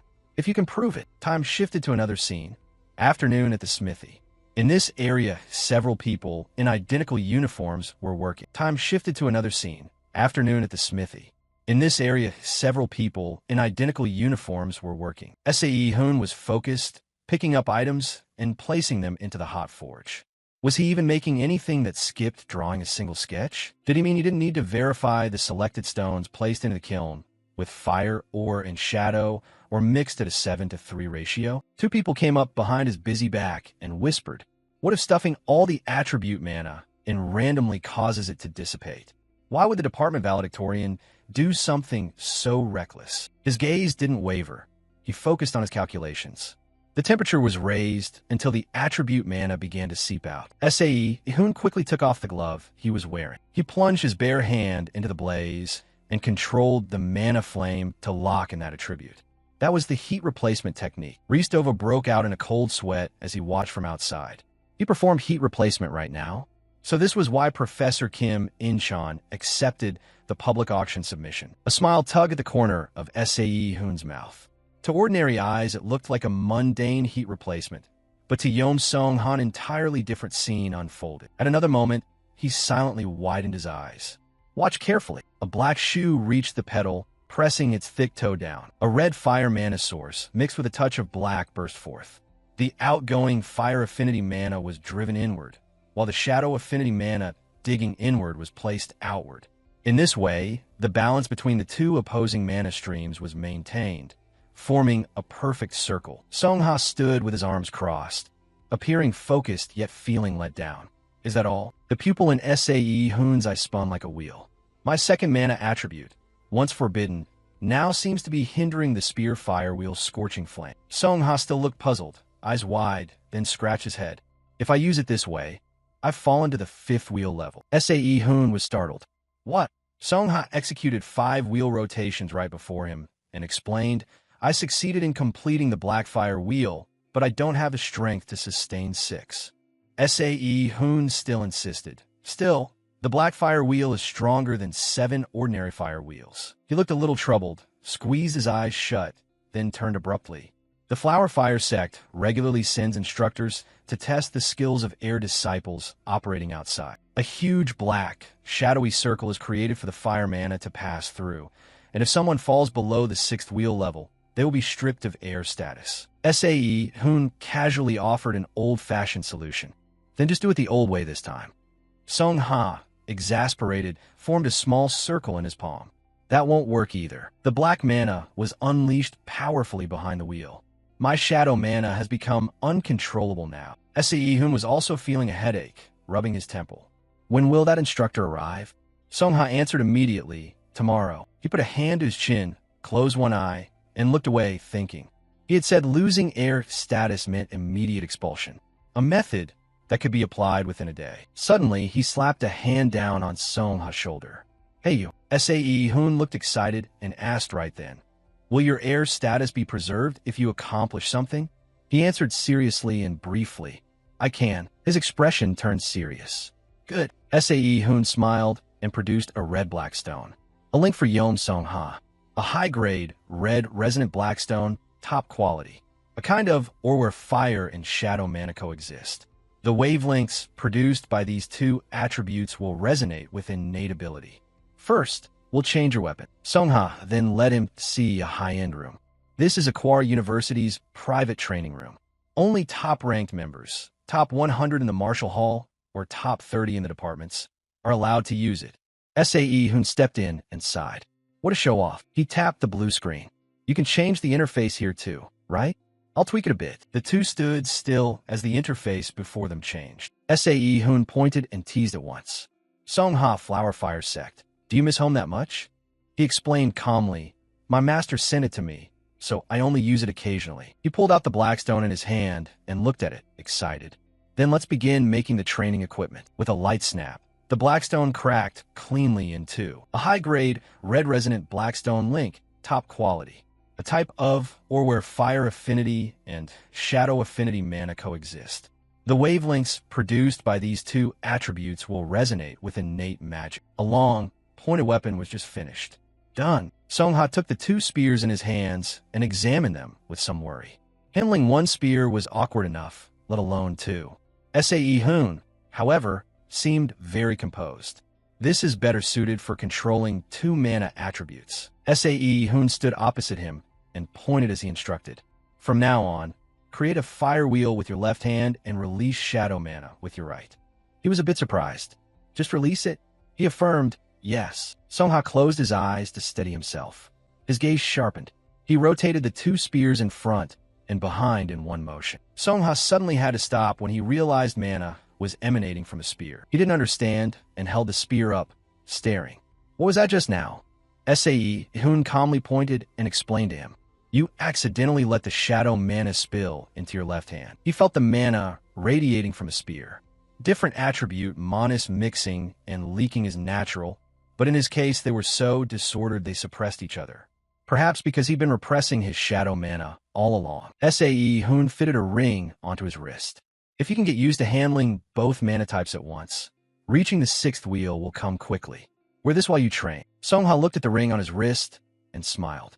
You have good gear. After that, he practiced continuously with the spears in a variety of stances. 3 hours of training passed. Sae Hoon stood outside watching, smiling in satisfaction at the progress. He adapted quickly, perhaps because this method was devised by his future self. He felt through every cell of his body the surrounding mana to see how skilled his past self was. The breathing, muscle movements, shifting weight, the mana wavelength flowing through the body and projecting from the spear tip. Songha noticed his gaze and grew curious. What are you staring at? Sae Hoon propped his chin on his hands, feigning innocence. What do you think?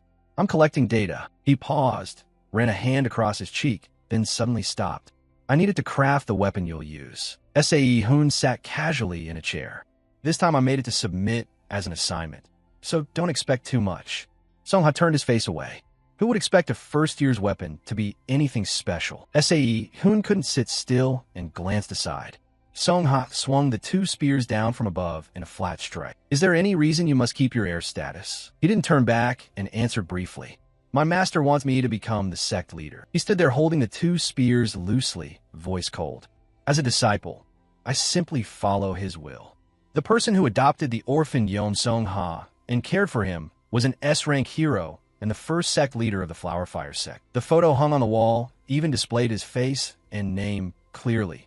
Jin Hyan. When Songha was small, he sat beside him, ruffling his hair and teaching him. Although the man lost his strength after retiring due to injury, as a teacher and father figure, he still held absolute influence over him. Sae Hoon put his hand inside and closed his eyes, recalling the moment the three met. Get along with each other. Link level 3.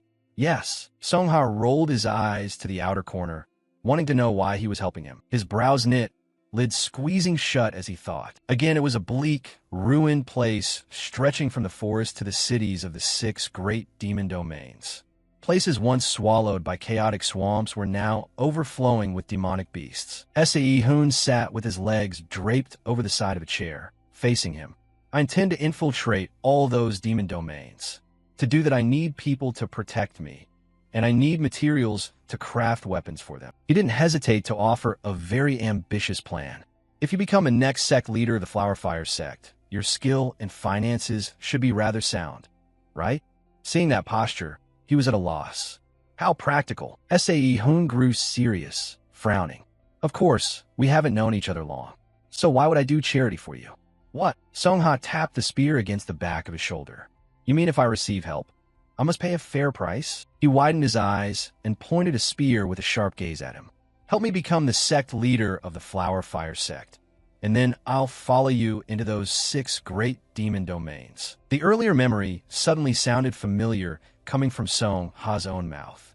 Forge me a weapon, and I'll slay the demon gods for you now. A smile spread across Sae Hoon's lips. He produced a brand new black stone from between his fingers.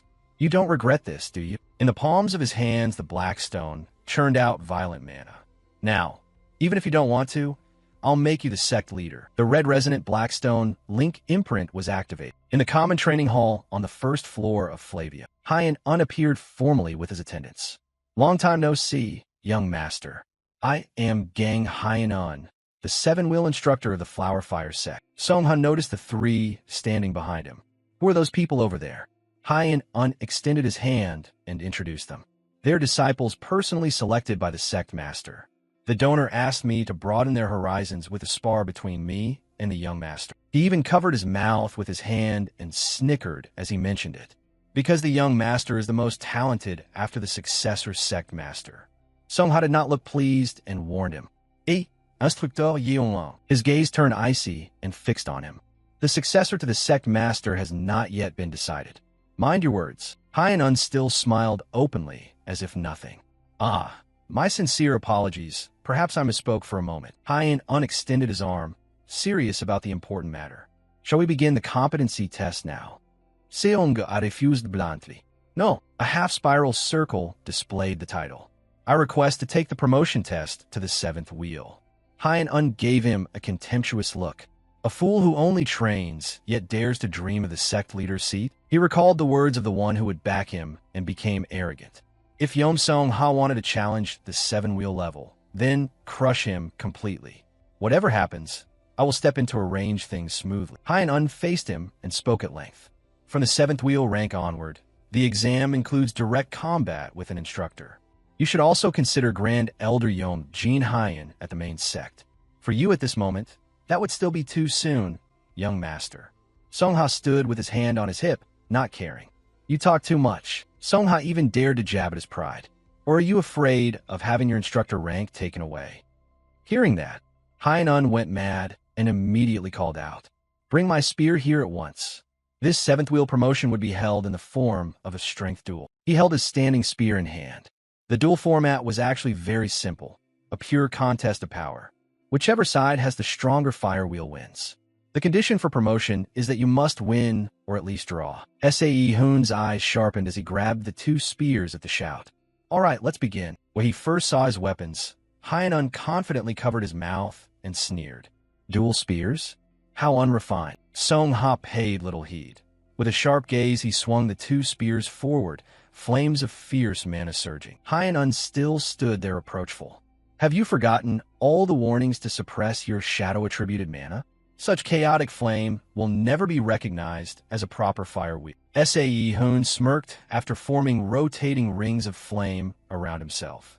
Let's see what happens when we really make it explode. Hyen-un looked very confident and only swung a spinning spear backward. You will definitely regret this. He took a serious stance and sent out rings of flame. The light of the fire attribute mixed with shadow erupted, and no one could be seen. His eyes suddenly widened. The form of a black dragon pierced through the rings of flame and began to devour them. What the hell is happening? My fire wheel is being swallowed? Is it being torn apart completely? His eyes, full of fury, were stunned, and just seconds later the spear in his hand snapped into 3 pieces. Hyen-un collapsed to his knees on the ground before the shattered weapon. Song-ha held the 2 spears arrogantly before his broken posture. You said it was unrefined? Sae Hoon watched from behind with some regret. What comes next? Such excellent materials wasted. Song-ha held the 2 spears and spoke to him.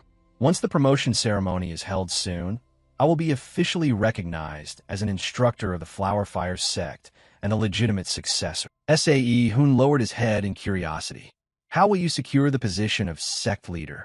Song-ha stood beside him and glanced over. 2 conditions must be met. First, reach the level of 8 wheels, and second, obtain the consent of the majority of the other instructors. Sae Hoon crouched near the ground and picked up the fragments of the spear. Even if you reach 8 wheels, can you get them to agree? Song-ha immediately affirmed confidently. I can win their consent through competition, so that's not a problem. However, then it won't be a duel of domains anymore, so things won't be as easy as today. Hearing that, he stood up and put his hands back in his pockets. Then it probably won't take too long. Song-ha, still gripping the spear seriously, said, Sound a bit too easy. Sae Hoon casually replied, I say that because it's entirely achievable. Just look at today's result. He looked over. What are you staring at? He fixed him with a wary look. From now on, think about how you'll pay this price. Song-ha closed his eyes, appearing calm. a slight smile on his lips as if he could comply. Tell me what you need to settle this debt. Whether money or materials, I'll provide whatever I can. His voice dropped to a serious, lower tone. Moreover, I have another item I'd like to commission you to make. Sae-hun glanced at him, a bit surprised. Another order already? So soon. Suddenly, Song-ha tightened his grip on the weapon in his hands. These are not bad quality, but I'm just borrowing one to hand in for class. A smile spread across his face as if he had already planned it. If he can make these in just a few short hours, I'm really curious what the next spear will look like when forged. Song-ha punched Sae-hun hard on the shoulder. Make me a weapon that's even easier to use. Sae-hun strolled alongside him. Put that spear down. You almost skewered us. What did you just say? The link index with the target Yom, Song-ha rose to level 2. As the bond level increases, the relationship between the two becomes firmer. The current link with the target Yom Song-ha is a transaction. Each time a transaction with the target is completed, a link stone is formed. The crystallization speed of the link stone accelerates during the transaction. Number of stones currently: none. Scene shifts to a crowded audience with lights shining on the object on the stage at the auction house. The host, looking very earnest, gestured to present. Thank you all for patiently waiting. The periodic auction of the second-year cultivation department will now begin. Sae-hun appeared there in a row of audience seats. I didn't expect so many people to attend today. Erica, sitting beside him, noticed his outfit. Did you change your style? He simply folded his arms and scanned the room. Professor Inon reminded me that outward appearance matters, so he's been thinking more carefully. It seems the title of top graduate of the department really is something special. Incheon appeared calmly under the lights on stage. It would be very difficult to openly control someone who is the center of everyone's attention. Sae-hun sat with his arms crossed, a wry smile on his face as he watched. I'm quite curious about Michael's plan to seize control of the refining department. Today's theme is iron swords. There are 36 items submitted, and we'll add a special quality inspection step. According to the host, a white fabric was brought out onto the stage. This fabric is gump, woven from a molten fur of the S-rank white tiger beast. It is soft yet as strong as metal and resistant to slashing attacks. Another assistant seriously struck the fabric with something sharp. Thanks to that property, a loud ripping sound echoed through the room. The host pointed to the demonstration on the floor. As you can see, to increase lethality, we can easily detect items whose durability has been reduced. In this auction, we will use gump to weed out such defective goods. A sword was the first item handed over. The first sword introduced now is the blue triangle of student Joseph. The crowd began to murmur. Oh, that looks interesting. It seems they prepared everything thoroughly. Erica narrowed her eyes at Sae-hun beside her. Do you know why they do that? He analyzed the S-rank white tiger with his blue-green irises. Most people only know the white tiger's body is sturdy, but its abilities are more complex. Its fur, skin, flesh, and bones each carry entirely different properties. In particular, its fur can mimic the sharpness of any metal weapon that touches it. So however good a weapon is, it will gradually erode that item's durability. Erica placed her hand on it to test, thinking seriously. Doesn't that put the White Radiance long sword at a disadvantage? Because swords that prioritize sharpness often have low durability. Sae-hun propped his chin on his hand, his face full of anticipation. Exactly. This is clearly an obvious trap aimed at me and Professor Kim and Cheon. But if the sword breaks here, the guiding professor's reputation will also be seriously affected. That only happens if it's not crafted carefully.